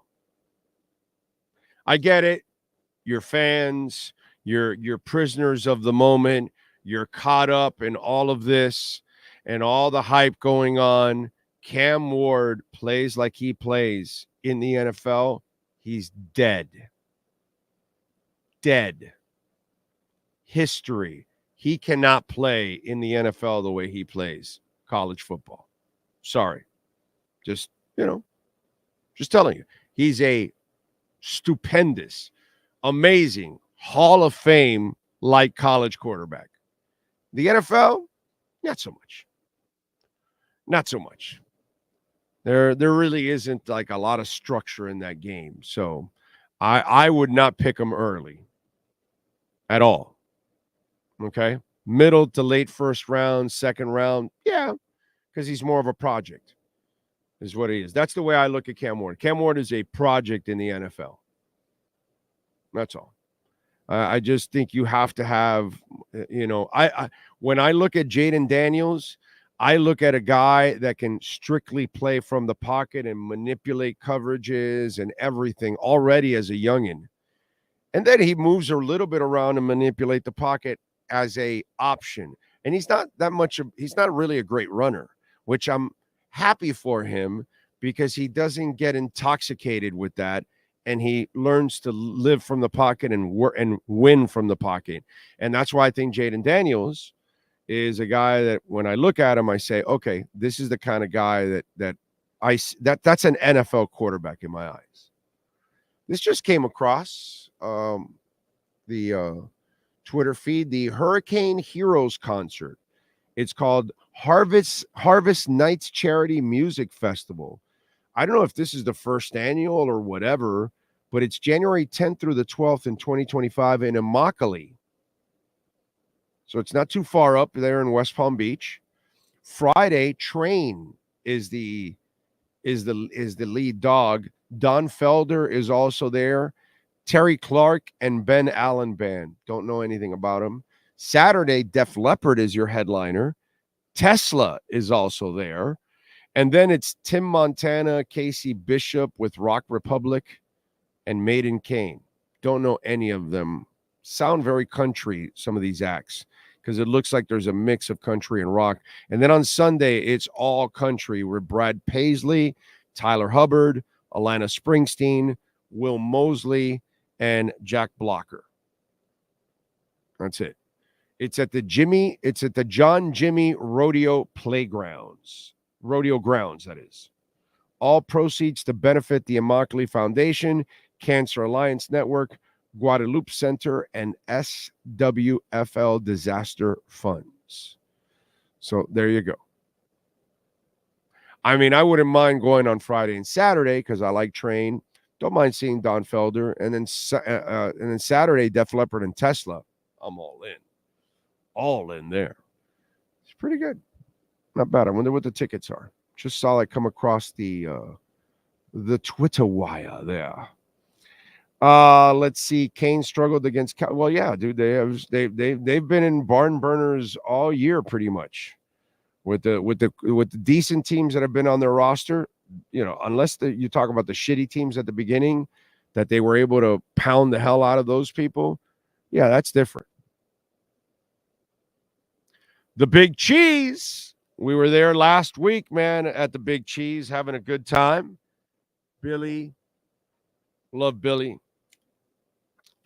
Just some great people out there, man. Jerry, just awesome people. Little pink shrimp pasta, a little seafood pasta. I know Manny had the lasagna.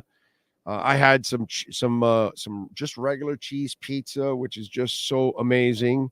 And of course, they've got the vegetarian and the meat lovers and the spinach pie and the big chicken pie, the seafood pizza, the Miami slice, which has sweet baked ham, cream ricotta cheese, pineapple topped with cinnamon. It's a hell of a combination. Not my kind of combination, but apparently it is ordered there constantly. So check it out, 8080 Southwest 67th Avenue. Go to bigcheesemiami.com so you can see that ginormous, delicious menu. And the garlic rolls are simply to die for. That's it. Just having the garlic rolls are amazing. Jay says, Caneswear said they're working to get Fort Lauderdale United gear soon. Oh, nice. I'm going to go, what is it? I said yesterday, the 23rd, I'm going to a Fort Lauderdale United game. That's the next time I can go that I'm in town and they're playing. So I'm going to go up with the wife on the 23rd to go check it out. Yeah. Yep. Give them a little love, a little support. They need it. They need it. I like supporting some of the sports that need it here in town. And then once they get going, it's kind of like, you know, we take the training wheels off and you're off and running and you don't need us anymore. It's a beautiful thing. We did that with men's soccer for a couple decades. It's off and running. That's it.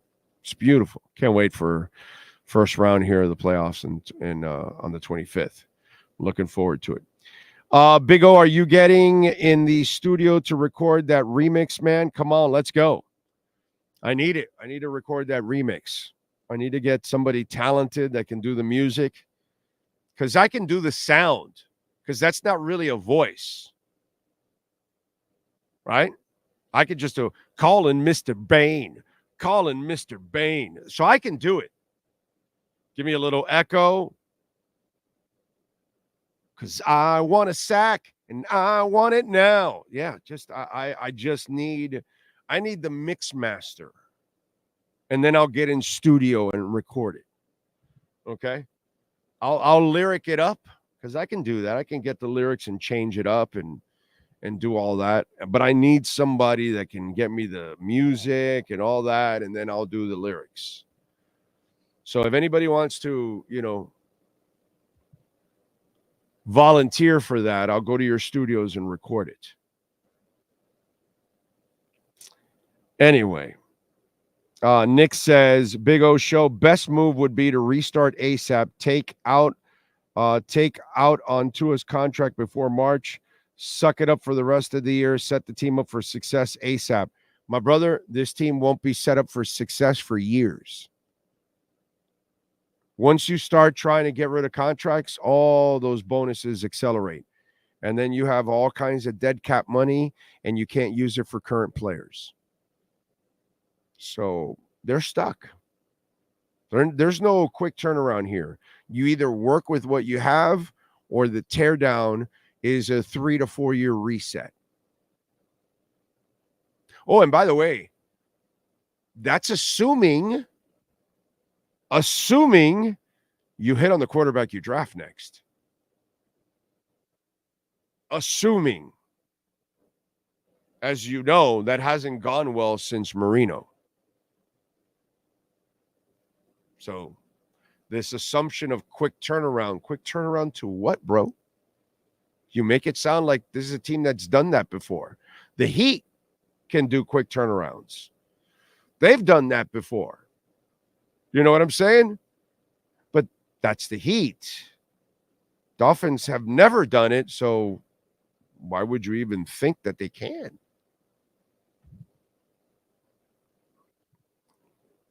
Let's see.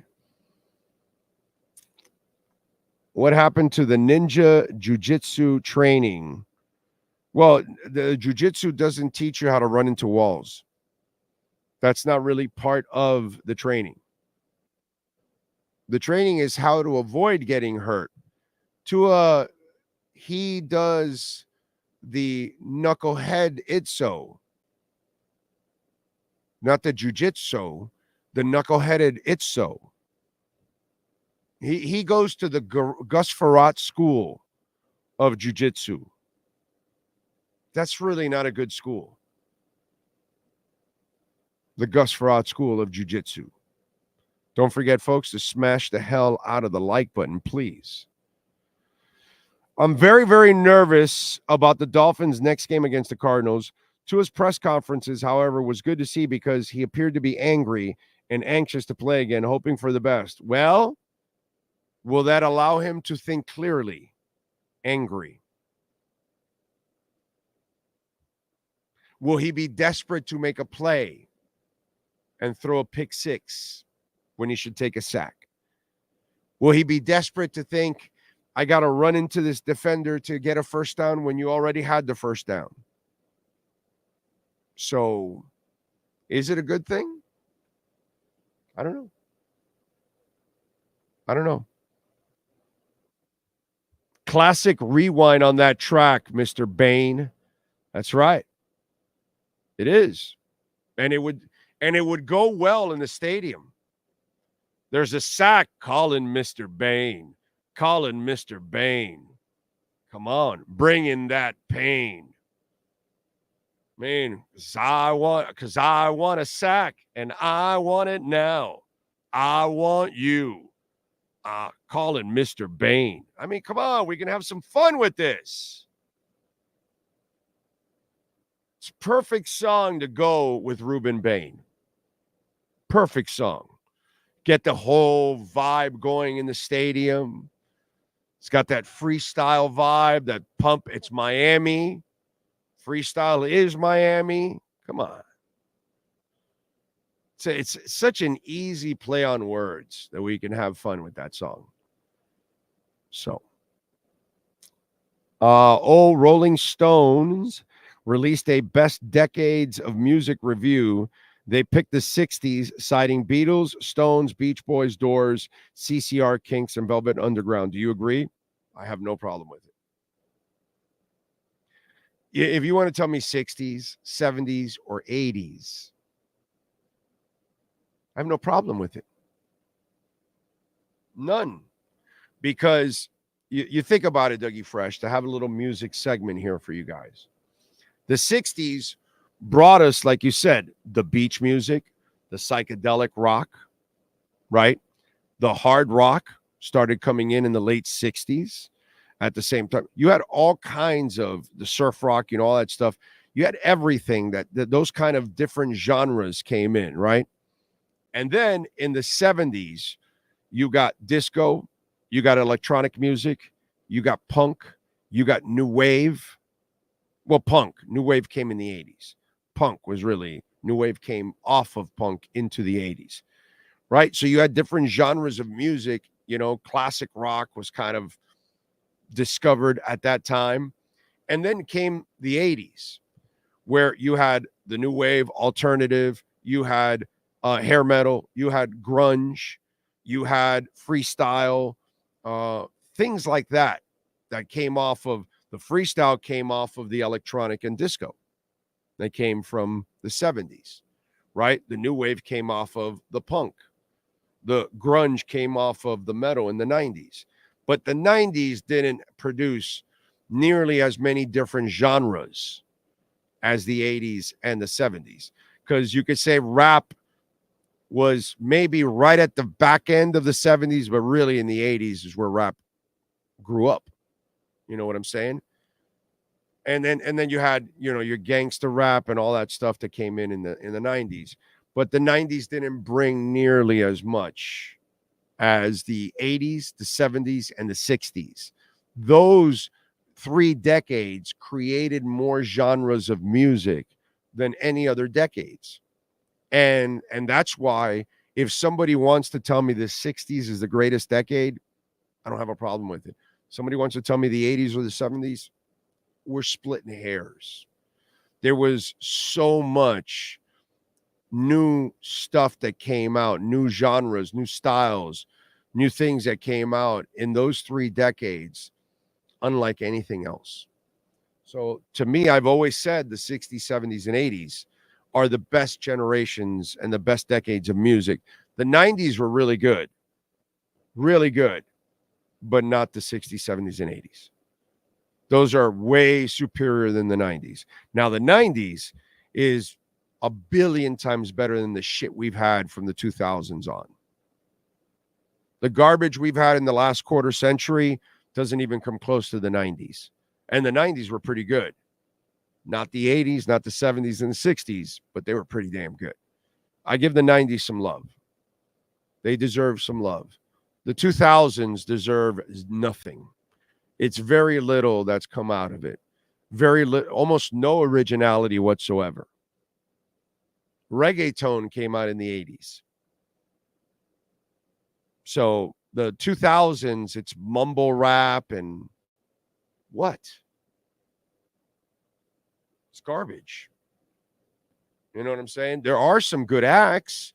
There's some good bands, but very little. It's not the 60s, the 70s, and the 80s, and even into the 90s a little bit. Yeah. So to me, Doug, I'm not going to sit here and argue with somebody that says 60s, 70s, or 80s. I'm going to say, you've got your case. You can make it. I'll argue with you if you say 90s. I'll crush you in your argument because I have way more examples of why the 60s, 70s, and 80s were superior to the 90s, even though the 90s are good. But yeah, I'm good with that. I have no problem with that. Let's see. This might actually work in the Finn's favor. The next time he decides to go heads up with the safety and gets concussed again on routine tackle, maybe they don't have to retire on his own. Yeah, I hope it doesn't happen, but that could be an option, my friend. So, let's see. Look, the ACC is irrelevant. You have 3-1 lost teams ahead of an undefeated. I don't know what to tell you, my brother. I don't really care about rankings or anything right now. None of it means anything at this point in time. Godwin hurt in garbage time. Was it garbage time? Wasn't there like 12 minutes, 13 minutes left in the game when he got hurt? Can you look it up? That's not garbage time, bro. So you're just repeating something that another person said, right? That's what it, because if you came up with that. Oh, yeah. There was only 50 seconds left in the fourth quarter when he got hurt. Oh, I thought it was like 12 minutes. No, it's 41-31. I'm watching the play right now. 104 on the clock, and then he gets tackled. So, did somebody else get injured with 12 minutes left or 13? And I got it confused because I think there was somebody else that got injured and there was a whole bunch of time left. Maybe it wasn't Godwin. It was somebody else I'm getting confused with. I am getting confused. There is somebody else that got injured, and it was like 12 minutes left, and I thought they said the same thing. So it wasn't Godwin. Who else got injured this weekend? Somebody got injured, and there was like 12 minutes left. So it wasn't Godwin. Who was it? I didn't watch a ton of football this weekend because obviously I was working and traveling. I didn't even watch anything last night. Traveling. But I know somebody else got injured. And there was like 12 minutes, 13 minutes, 11 minutes maybe left in the game. And they were saying the same thing. I think that's what it was. And I was like, yeah, I'm not pulling somebody out with 12 minutes left. Mike Evans. Mike Evans got injured with 12 minutes left. Is that the one? Okay. Yeah, that's the one. I think that might have been it. Well, a bunch of you are now saying Evans. That's the one. So Godwin, Evans, I got it confused. Okay, so the Evans one was kind of crazy. So the Godwin one was legit. That one's legit. That's like Chubb. It's the same one as Chubb. The Evans was the first quarter? Wow. Yeah, the Evans was the first quarter, but he was playing on a bad hamstring, and they made a long catch, and then he aggravated it, so then he didn't play the rest of the game. Jalen Phillips. That's it. That's the one. That's the one. That's the one that I got confused with. That's the one that I was like, yo, dude, he's injured already. You've got a great record. Why? The same thing with Jalen Phillips. Jalen's had an injury history. You're going to put a brace on his knee and set him back out there on the same leg that he had to recover from the Achilles? No. That's the one.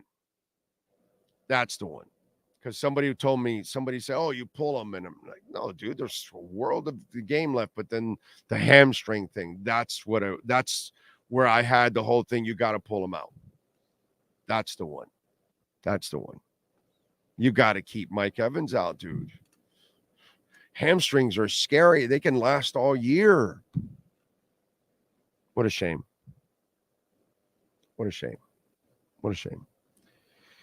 Anyway, do you think the 5 weeks on the sidelines gives Tua the balls to tweak his bromance with McDaniel? Someone needs to show McDaniel the meaning of toughness. Nah, that has nothing to do with it, dude. I don't know if Tua can learn, and I don't know if Mike McDaniel can learn. I think they're both too damn stubborn. They neither guy has proven to me that they learn from their mistakes.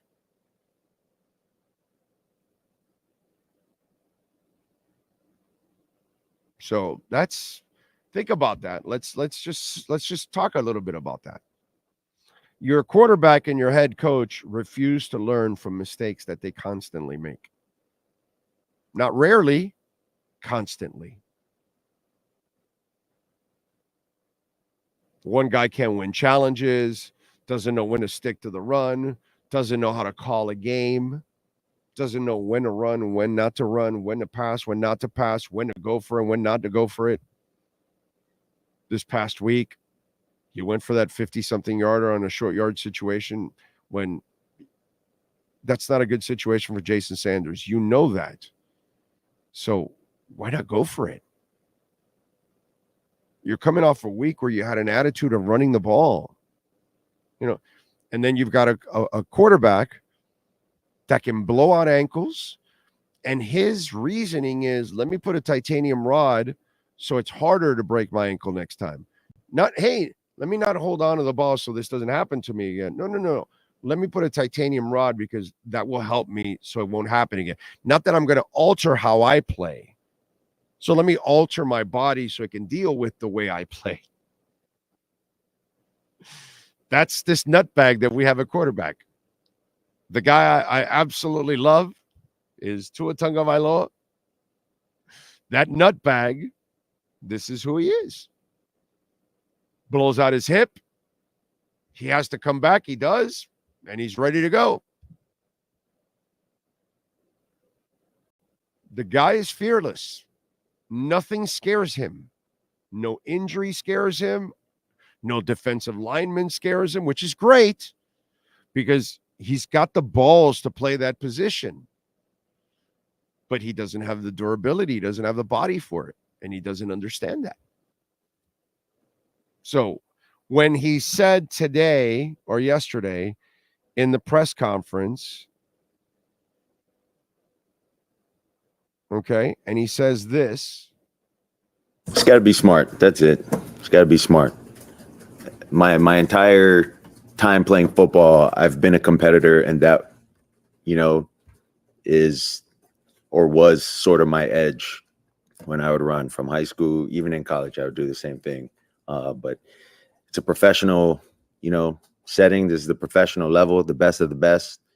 You just can't be doing that. So definitely gotta stay more available for the team, for the organization, for our guys. I mean, in that soundbite, he says, at this level, you can't because you can't. That was, a weapon of mine in high school and even in college. Well, it's not a weapon anymore. The only weapon you have now, dude, is your eyes and your arm.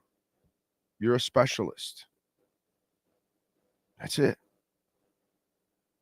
The funny part is he works in the same building with Dan Marino. Have you not rolled the film, dude?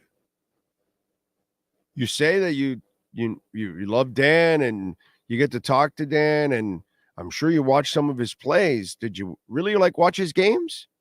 Because he didn't take hits. He rarely took hits.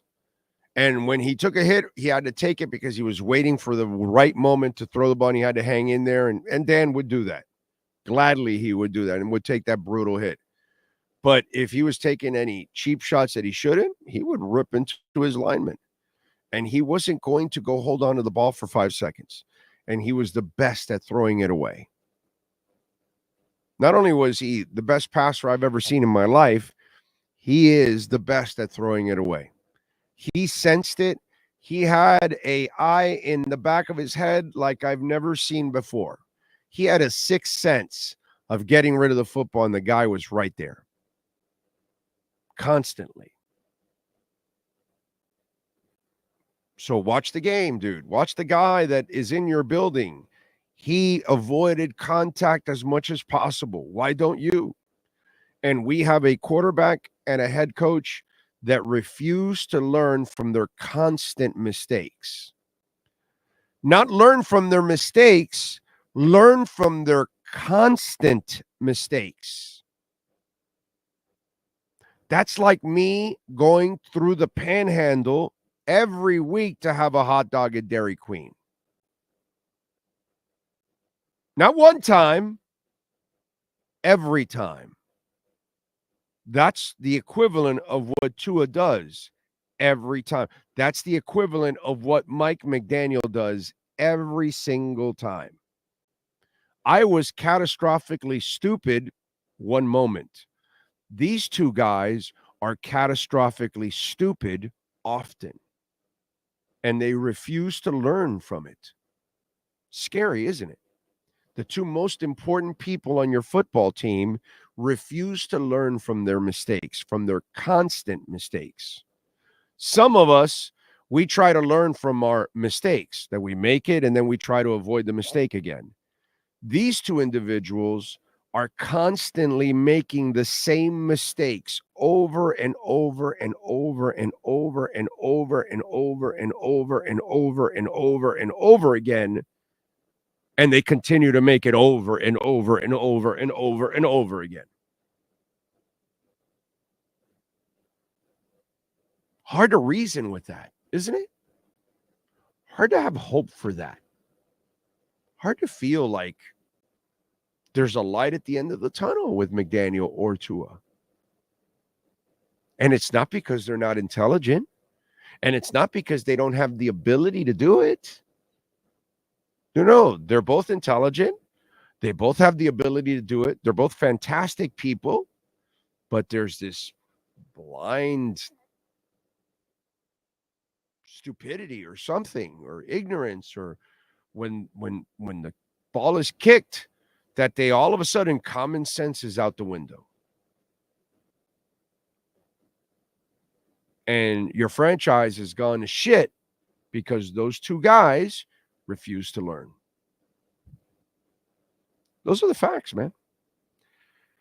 By the way, you can support the show any way you can here, Cash App or Venmo at Cash Big O Show. That is Cash Big O Show. You can make a donation, Cash App or Venmo at Cash Big O Show. That's Cash Big O Show, Cash App or Venmo. And you can make a Bitcoin or Ethereum donation, which we love that.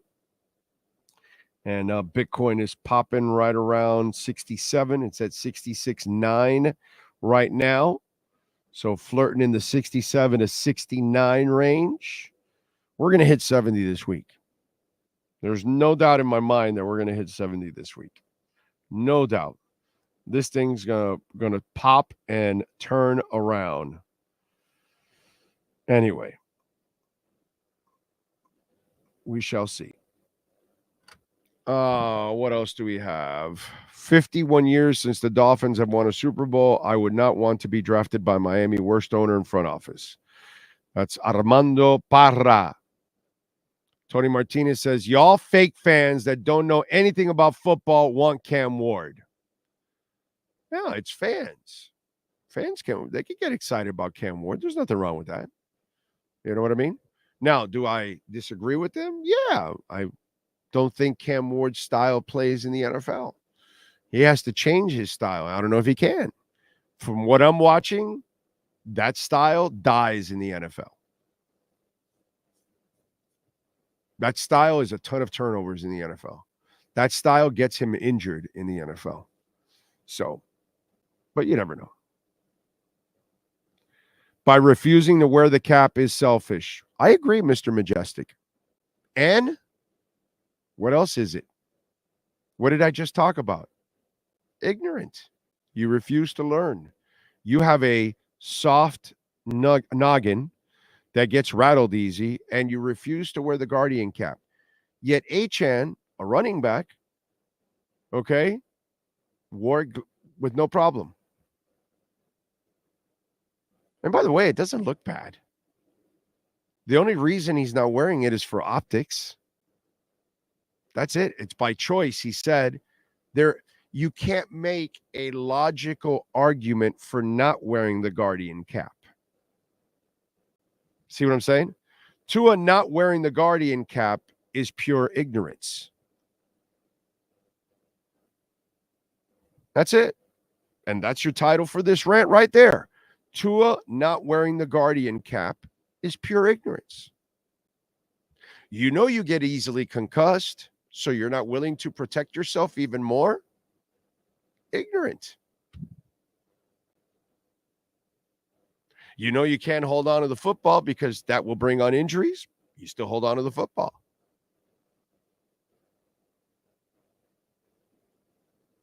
You came back from a concussion and you took on a tackler. You went to the sidelines and you told the coach, I needed that. Pure ignorance. As much as we love the kid, or as much as I love the kid and believe in him as a passer, I'm the first guy to tell you he does some stupid shit. Some ignorant shit.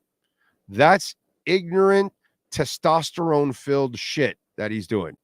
I'm not wearing the Guardian cap because that, he talked about it. Oh, I hate that that the concussions and everything because of what happened to me. Well, dude, I'm sorry, but Eric Lindros was the poster child before you, dude. And after him came Sidney Crosby. And there was also Steve Young. So you're not new, dude. And I love how he said, I think I have the soundbite. I'm pretty sure I have the soundbite. I think I saved it.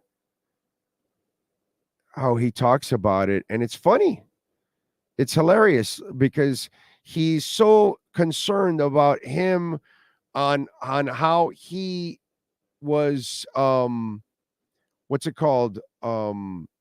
Like it's all on him now because of what happened with his injury, that all of a sudden,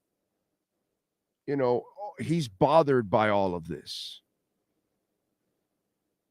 Here it is. Here's a soundbite. Listen to this. I just think it's based off of whatever that individual feels. If you feel like you can go, you can go. I just think this is only becoming a thing just because of what ended up happening 2 years ago for myself within the sport. I hate that it's happened, but we don't look at boxers the same way. We don't look at hockey players the same way. But I just think because of what happened and the magnitude that had, that it's becoming more of an issue here in the league.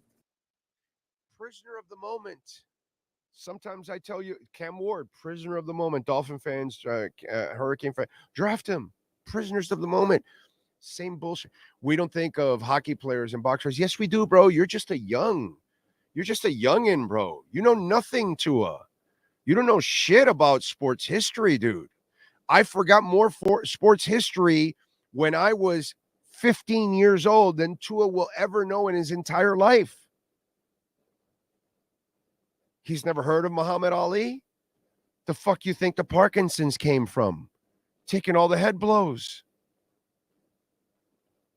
Eric Lindros, Steve Young, Sidney Crosby, it just goes on and on and on and on. We've been talking about this for decades. What are you talking about, dude? I told you, we talked about this with Evander Holyfield. He doesn't follow boxing. He doesn't know jack shit about boxing.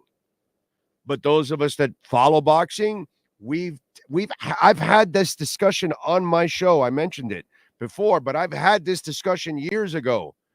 We've talked about how, you remember how Evander Holyfield used to sound? And then you see him now? And he's punch drunk. And why? Because of all the head blows. This is a child talking about something that he knows nothing about. This is ignorance pouring out through the mic by Tua Tagovailoa. Because he doesn't know jack shit about sports history and the injuries. He thinks, oh, it's just because of me. No, dude. You're just part of a long list of Jim McMahon not being able to find his fucking home or his keys. You don't know jack shit, Tua. So don't profess what you don't know. We've been talking about this because I've been talking sports for 34 years. And I've been covering all kinds of concussed and all kinds of serious injuries like Muhammad Ali that all came from brain trauma and head trauma. So this didn't start with Tua. That's pure ignorance. That's pure freaking ignorance, bro.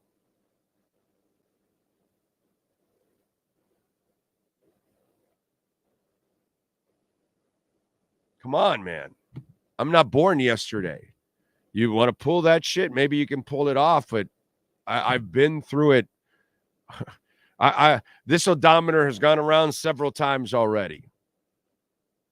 I've seen the world of sports in every layer and every way possible, and there's pretty much nothing you're going to get by me that I haven't seen or experienced or watched. And when he spews that kind of shit, that's misinformation. That's fake news.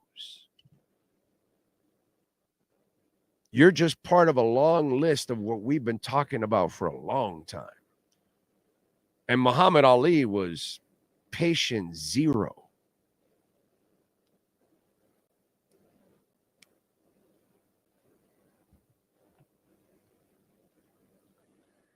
The kid H.N., basic common sense, smart, wearing the protective helmet. Of course.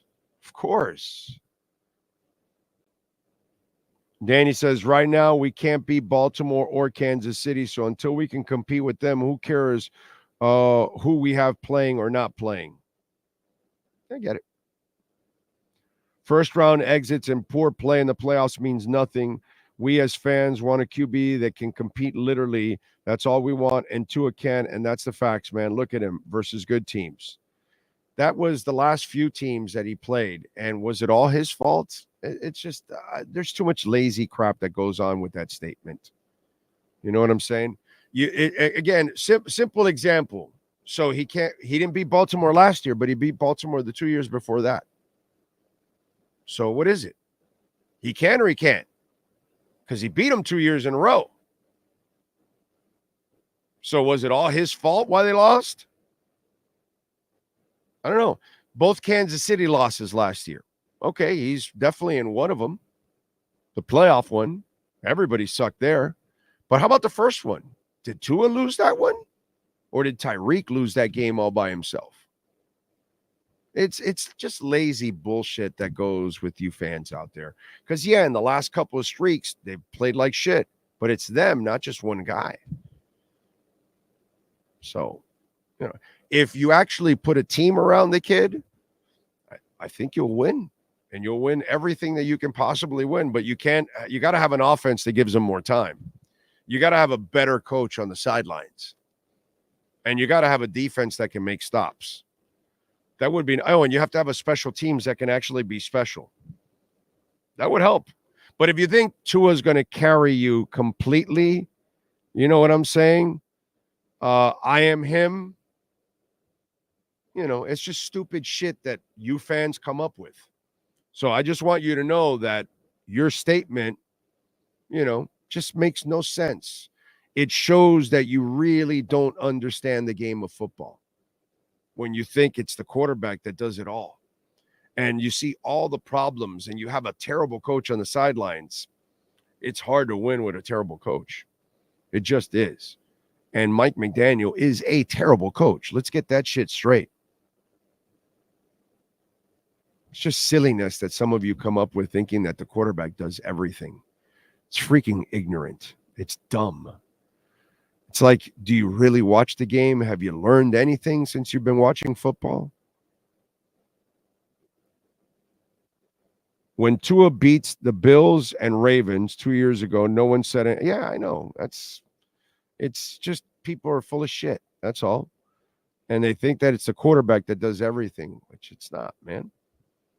It's just lazy shit that comes up all the time with some fans. And you know what it is? They're not really good football fans. They don't really understand. They're just repeating what somebody else says. That's inaccurate. Cy Lovall, thank you, sir, for the super chat. Imagine what Tomlin could do with Tua. Our coach is responsible for losing to bad teams big time. If we had Mike Tomlin, there'd be one loss on the table. I'll say the Bills loss. And that's it. They win every other game with Mike Tomlin.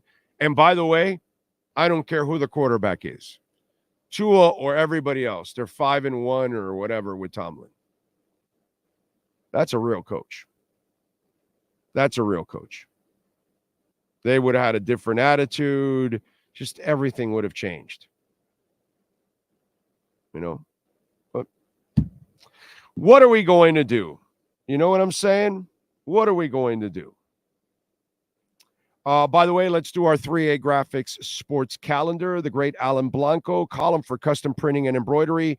Tonight at Amarant Bank, the Wild are visiting the Panthers. 6:30 face-off. The Wild, by the way, are unbeaten. They're 3-0-2. So time to give them their first loss of the season. Panthers. Monday night action. Lamar Jackson was red hot, 5 touchdowns. Ravens beat the Bucks 41-31. The bad news, Chris Godwin injured, dislocated ankle. Sucks. 41-31 loss. Cards defeat the Chargers 17-15. The Cards improved to 3-4. So, Sean, you said yesterday, you told me some stat that you read that that Kyler Murray has not won 2 games in a row since like the 22 season or something like that, right? I think you said something like that. No, Kyler Murray has not won back-to-back games since 2021. 21. You know who they play next week, right? Just saying. Kyler Murray, 145 yards, 1 touchdown, 1 interception. This is not a high-powered offense that's coming in, but he hasn't won 2 in a row since 2021. Just leave it to Miami to be the one that busts his streak and allows him to win 2 in a row. Jesus Christ. Anyway, Cards win 17-15. They improved to 3-4. The Chargers dropped to 3-3. Saturday, Canes will take on FSU, 7:00. Miami is favored by 21 points. The over and under is 54.5. That's your 3A graphics sports calendar. Holy shit. 21-point favorites. Damn. Pat in Nashville says, I've been embarrassed about the Dolphins before 2007, 2019, but never shame until this year. Typing from my brothers because internet is out again. LOL. Wow. Hang in there, man. Jesus. Our North Carolina folks are going through some serious hell, man. Serious hell. Don't forget, you can make a donation to the show, Cash App or Venmo at Cash Big O Show. That is Cash Big O Show, Cash App or Venmo. And you can also make a Bitcoin donation.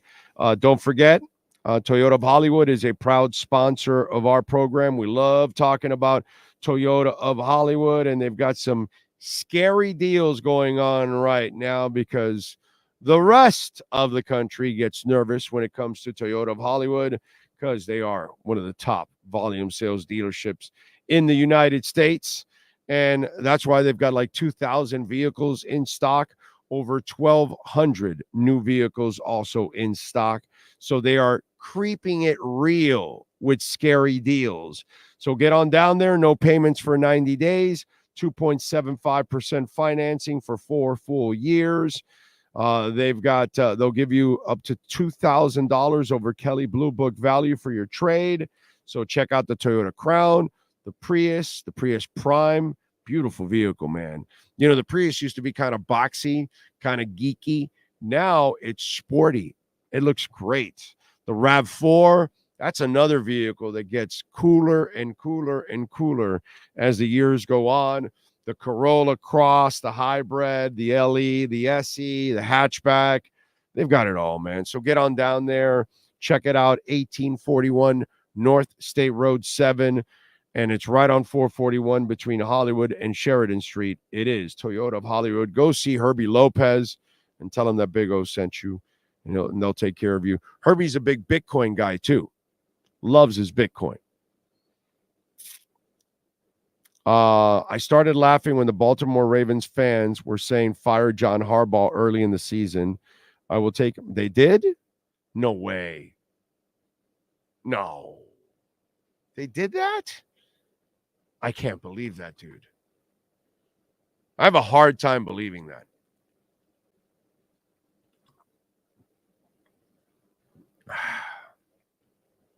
Well, we'll see. Bills have everybody has superior coaching to Miami. Nothing new there, dude. You know? That's how it always is.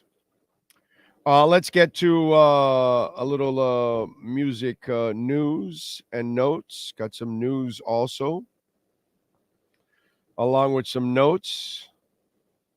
Let's start off with birthdays today. And we start off with musicians, of course. We always start off with musicians. Let's see.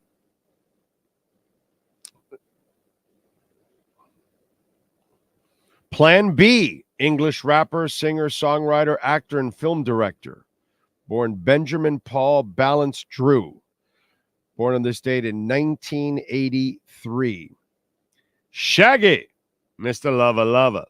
Oh, girl. Orville Richard Burrell. He did a good job changing his name to Shaggy. Orville Richard Burrell probably would not be listened to. But Shaggy was born in 1968. Also celebrating a birthday today, Eddie Brigatti with the Rascals, or the Young Rascals. Let's see who else. Leslie West, vocalist for Mountain, Mississippi Queen. Let's see who else. That's it for musicians, actually. Light list in musicians. Now let's go with famous folk also celebrating birthdays today. Let's see if that list is a little stronger. Toby Mac, rapper, he is 60. I mentioned it only because he's 60. I don't really know who Toby Mac is. Enlighten me, please. But he's 60 years old. Jeff Goldblum is 72. Who else is celebrating birthdays today? Jesse Tyler Ferguson from Modern Family is 49. Bob Odenkirk, TV actor, is 62. Christopher Lloyd, TV actor, is 86. So this got a little better than the other list. Lev Yashin, soccer player, was born in this date in 29. We lost him in 1990. Let's see who else. And that is it. Oh, Javier Milei, the president of Argentina. He is 54 years old. He looks older than 54. He looks like a dude that's older but tries to look younger. Okay. All right. Sean, wrestlers today? Yes, sir. Tyra Valkyrie, she turns 41. Kalani Jordan, she turns 26. D'Lo Brown, he turns 54. Cutie Suzuki, she turns 55. Pedro Morales was born on this date in 1942. Sadly, we lost him in 2019. Bad News Brown was born in 1943. Sadly, we lost him in 2007. And the new inductee going into the TNA Hall of Fame this weekend, Bob Ryder, was born on this date in 1956. Sadly, we lost him in 2020. Those are your birthdays for October 22nd, 2024. Tits and Ass Hall of Fame, is that what that is? TNA? You nailed it. Oh, okay. No, because I was just saying. Total nonstop action. Okay. No. I mean, there's a lot of people I would put in the Tits and Ass Hall of Fame. David Lee Roth got a lot of TNA in his day. You know, so they should have the Wilt Chamberlain. Apparently he had a conga line of women. The TNA Hall of Fame. Just saying. Certain people, you made it to the TNA Hall of Fame. I thought that's what you were talking about. All right, let's go over music history. We love talking about what happened today in music history. Well, in 1966, Chain Reaction, a band that would later be known as Aerosmith, opened for the Yardbirds at Staples High in Westport, Connecticut. At a high school, Aerosmith opening up for the Yardbirds. Are you kidding me? In 69, after issuing a statement denying that he was dead, Paul McCartney went to Scotland for a vacation. In 90, Pearl Jam played their first ever concert when they took the stage as Mookie Blaylock at Seattle's The Off-Ramp. In 88, Phil Collins started a 2-week run at #1 on the singles charts with A Groovy Kind of Love, his 6th song to top the charts. In 69, Led Zeppelin released Led Zeppelin 2, featuring songs like A Whole Lot of Love, Ramble On, Moby Dick, and Heartbreaker. In 2000, REM returned to their hometown of Athens, Georgia, to perform as part of a local festival called Land Aid that benefited the community. In 2008, Guns N' Roses released their first new material since 99, where their title track, their new album, Chinese Democracy, came out as a single. And that's what happened today in Musica history. Jakey Lee, the former Badlands guitarist, obviously with Ozzy Osbourne. Bark at the Moon, I believe, was the album that he was in. After being shot last week walking his dog, Jakey Lee is home recuperating, and he offered some insight on the night of the attack. On Facebook, Lee explained that he and his dog Coco had crossed paths with a couple of thieves who were interested in a neighbor's motorcycle. When Lee confronted them, they each agreed to walk away, but obviously that didn't work out. Thank you again for all your concerns. A quick update, back home recuperating. A big thanks to those at Sunrise Hospital for taking good care of me, and some brief details about that night. Walking home from our walk with Coco, I crossed paths with a couple of thieves, dressed darkly, hoodies pulled down their faces, masks covering their mouths, standing in a neighbor's driveway, checking out his motorcycle. There was a verbal confrontation which ended with an agreement that I would walk one way and they would walk the opposite. That didn't work out. I'll probably talk in more detail about it later, but right now I can only be comfortable, do a little at a time. Let me look for another cute pic of Coco. And then he put a pic of his dog. So he confronted them, and then they shot him 3 times. Luckily, it hit no major organs, and except his lung. One of them clipped the lung. So they've got to wait for the lung to heal so he can breathe properly, because they've been extracting fluids from his lung, obviously. So they've got to watch that. But overall, he is expected to make a full recovery. That's some shit. So rest in peace. I mean, prayers for a full recovery for him. By the way, Rod Stewart has announced a concert Saturday, March 1st, 2025 here in town. So if you're a Stewart fan, he is coming to town. I told you about Harvest City Nights earlier, and I told you about Don Henley. So that's it. Boy, Don Henley, I saw it this morning. Man, I wish I could just afford to go up there and just go fly over there and go see Don Henley at the Sphere. That is awesome, dude. That is awesome. Any of you out there, just in case, Don Henley has announced some dates in November and in December at the Sphere. If you're a Don Henley fan, that's a great place to see him, dude. Great place to see him. Did Tua go out twice in 2022? I think he did. Not sure. I think you might be right. I mean, does it really matter at this point? It's about where you're at now and how you got to move forward. And you've got to move forward by drafting another quarterback no matter what happens. You could win the Super Bowl this year, and you still got to draft another quarterback. You know what I'm saying? So either you don't even make the playoffs or you win the Super Bowl. I don't care what extreme it is. You're drafting another quarterback. You've got to find another quarterback, because you can never go into a season again ever counting on Tua or trusting Tua, because you can't count on him to stay healthy and you can't trust him to take care of himself. So that's where it gets really scary. You know what I'm saying? I'd take Brinkley over Huntley at this point. Let's see. Fixing the interior offensive line would solve a lot of our problems. No, I wouldn't. Not with that coach. I'm convinced that nothing will fix anything with Mike McDaniel as your coach. So until I can see a competent coach, which I don't think that will ever happen, I've already watched him for almost 2.5 seasons now.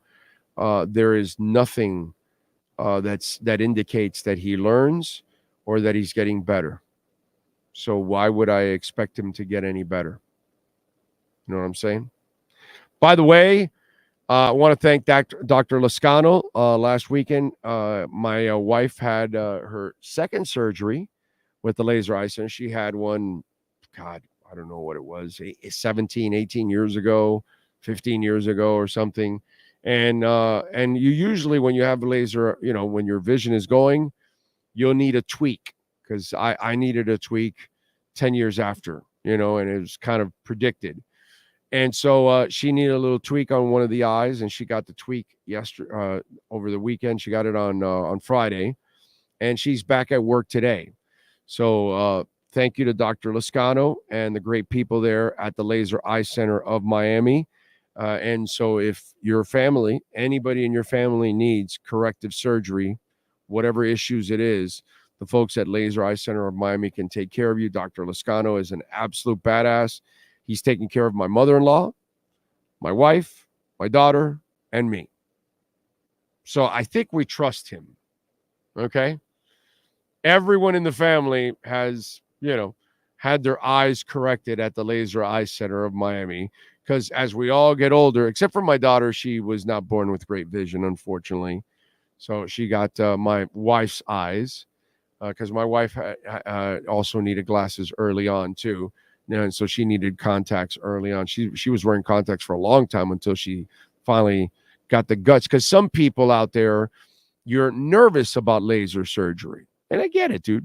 It's intimidating, kind of like crypto. But once you learn about it and you figure it out, you're like, wow, this is awesome.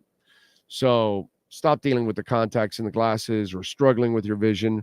Please call the Laser Eye Center of Miami, 305-443-4733. They will take care of you. Laser Eye Center of Miami. All right. Let's see. Big O, it must be nice not to have to wear glasses. It's the best. The second I turned 40, my vision went awry. And I never got to put on the contacts. That was my next step. And I went and got laser surgery right away. And it's been heaven. And when I turned 50, I needed to get tweaked, and I've been fine ever since. So it's like 8 minutes in each eye. In 16 minutes, you're done. It's a joke. And after they do it and you recover from it, that's when you regret wearing the glasses and the contacts for all those years, and the sore eyes and the people I hear, sometimes you even get like, not just soreness, but maybe even infection with the whole contact thing and all that. So all that stuff that you go through, you never have to go through it again. You never have to lose your glasses again because you're not wearing them. Not lose your contacts or contact because you're not wearing them. It's beautiful, man. I'm telling you. If you have not had laser surgery and you need it, and you should have it, it's liberating is what it is. That's what I would call it. Absolutely liberating. Yeah. So Dr. Lascano will take care of you. Trust me. Let's see. Big O, they said they tried to go after somebody but couldn't get him. I will always wonder who it was. They have my guesses, but you'll never know. Yeah. I'm sure they went after, I'll take a guess, Garoppolo. And he said, no, I'm going to go sign Los Angeles because they got an old fart there. You know, that's an easy guess. And maybe, just maybe, I have no proof of this. I'm just spitballing and throwing it out there. Maybe the worst thing that happened to the Dolphins to get a backup quarterback is that Tua played the whole year last year. And backup said, yeah, no, let me go somewhere where I may have a better chance, believe it or not, because Tua looks like he figured it out. And he did for a year. He figured it out, get rid of the football. But, you know, so I don't know. They probably, but, you know, in the end, they're going to get blamed, true Fin fan. Why? Even if you tried and you failed, you still failed. So you will be blamed for failing because you should have had a better backup quarterback no matter what. So even if you tried, people aren't going to give you a break for that. You're supposed to try. The idea is to succeed. So anyway, Big O, what are Vegas's odds on Tua Tagovailoa making it through the end of the season? I don't know. Go find out, my brother. You want me to do your homework? Go and find out. Tua has concussions. What the hell is Justin Herbert's excuse? He's just a yellow belly. That's all. He's just a choker. Super talented choker. But he is Jeff George with mobility, basically. That's all. That's what he is.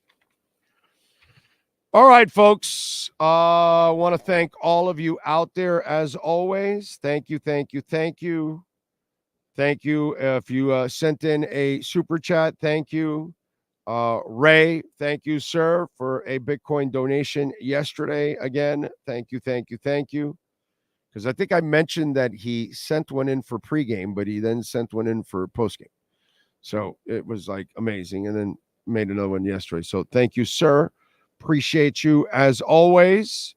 Thanks to all of you out there that made a donation, Cash App or Venmo at Cash Big O Show. That is Cash Big O Show. Steve M.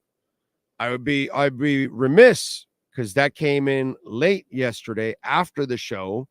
Steve M. also on Venmo, very generous. Thank you, thank you, thank you, sir, on Venmo. Appreciate you. Without your donations, without you hitting the like button, without you visiting our sponsors, we're not going to survive. Without you viewing the show for, a portion of time, and do that same thing for Sean's wrestling and Sean and Frankie's wrestling show. Do it for our crypto show. If you want us to survive, you got to support us, man. We need your support. That's the only way we survive. And that's how we've gotten by for over 4.5 years now. Thanks to all of you out there supporting the hell out of this platform. We appreciate it. We will see you tomorrow. Same time. Same place. Same bat channel.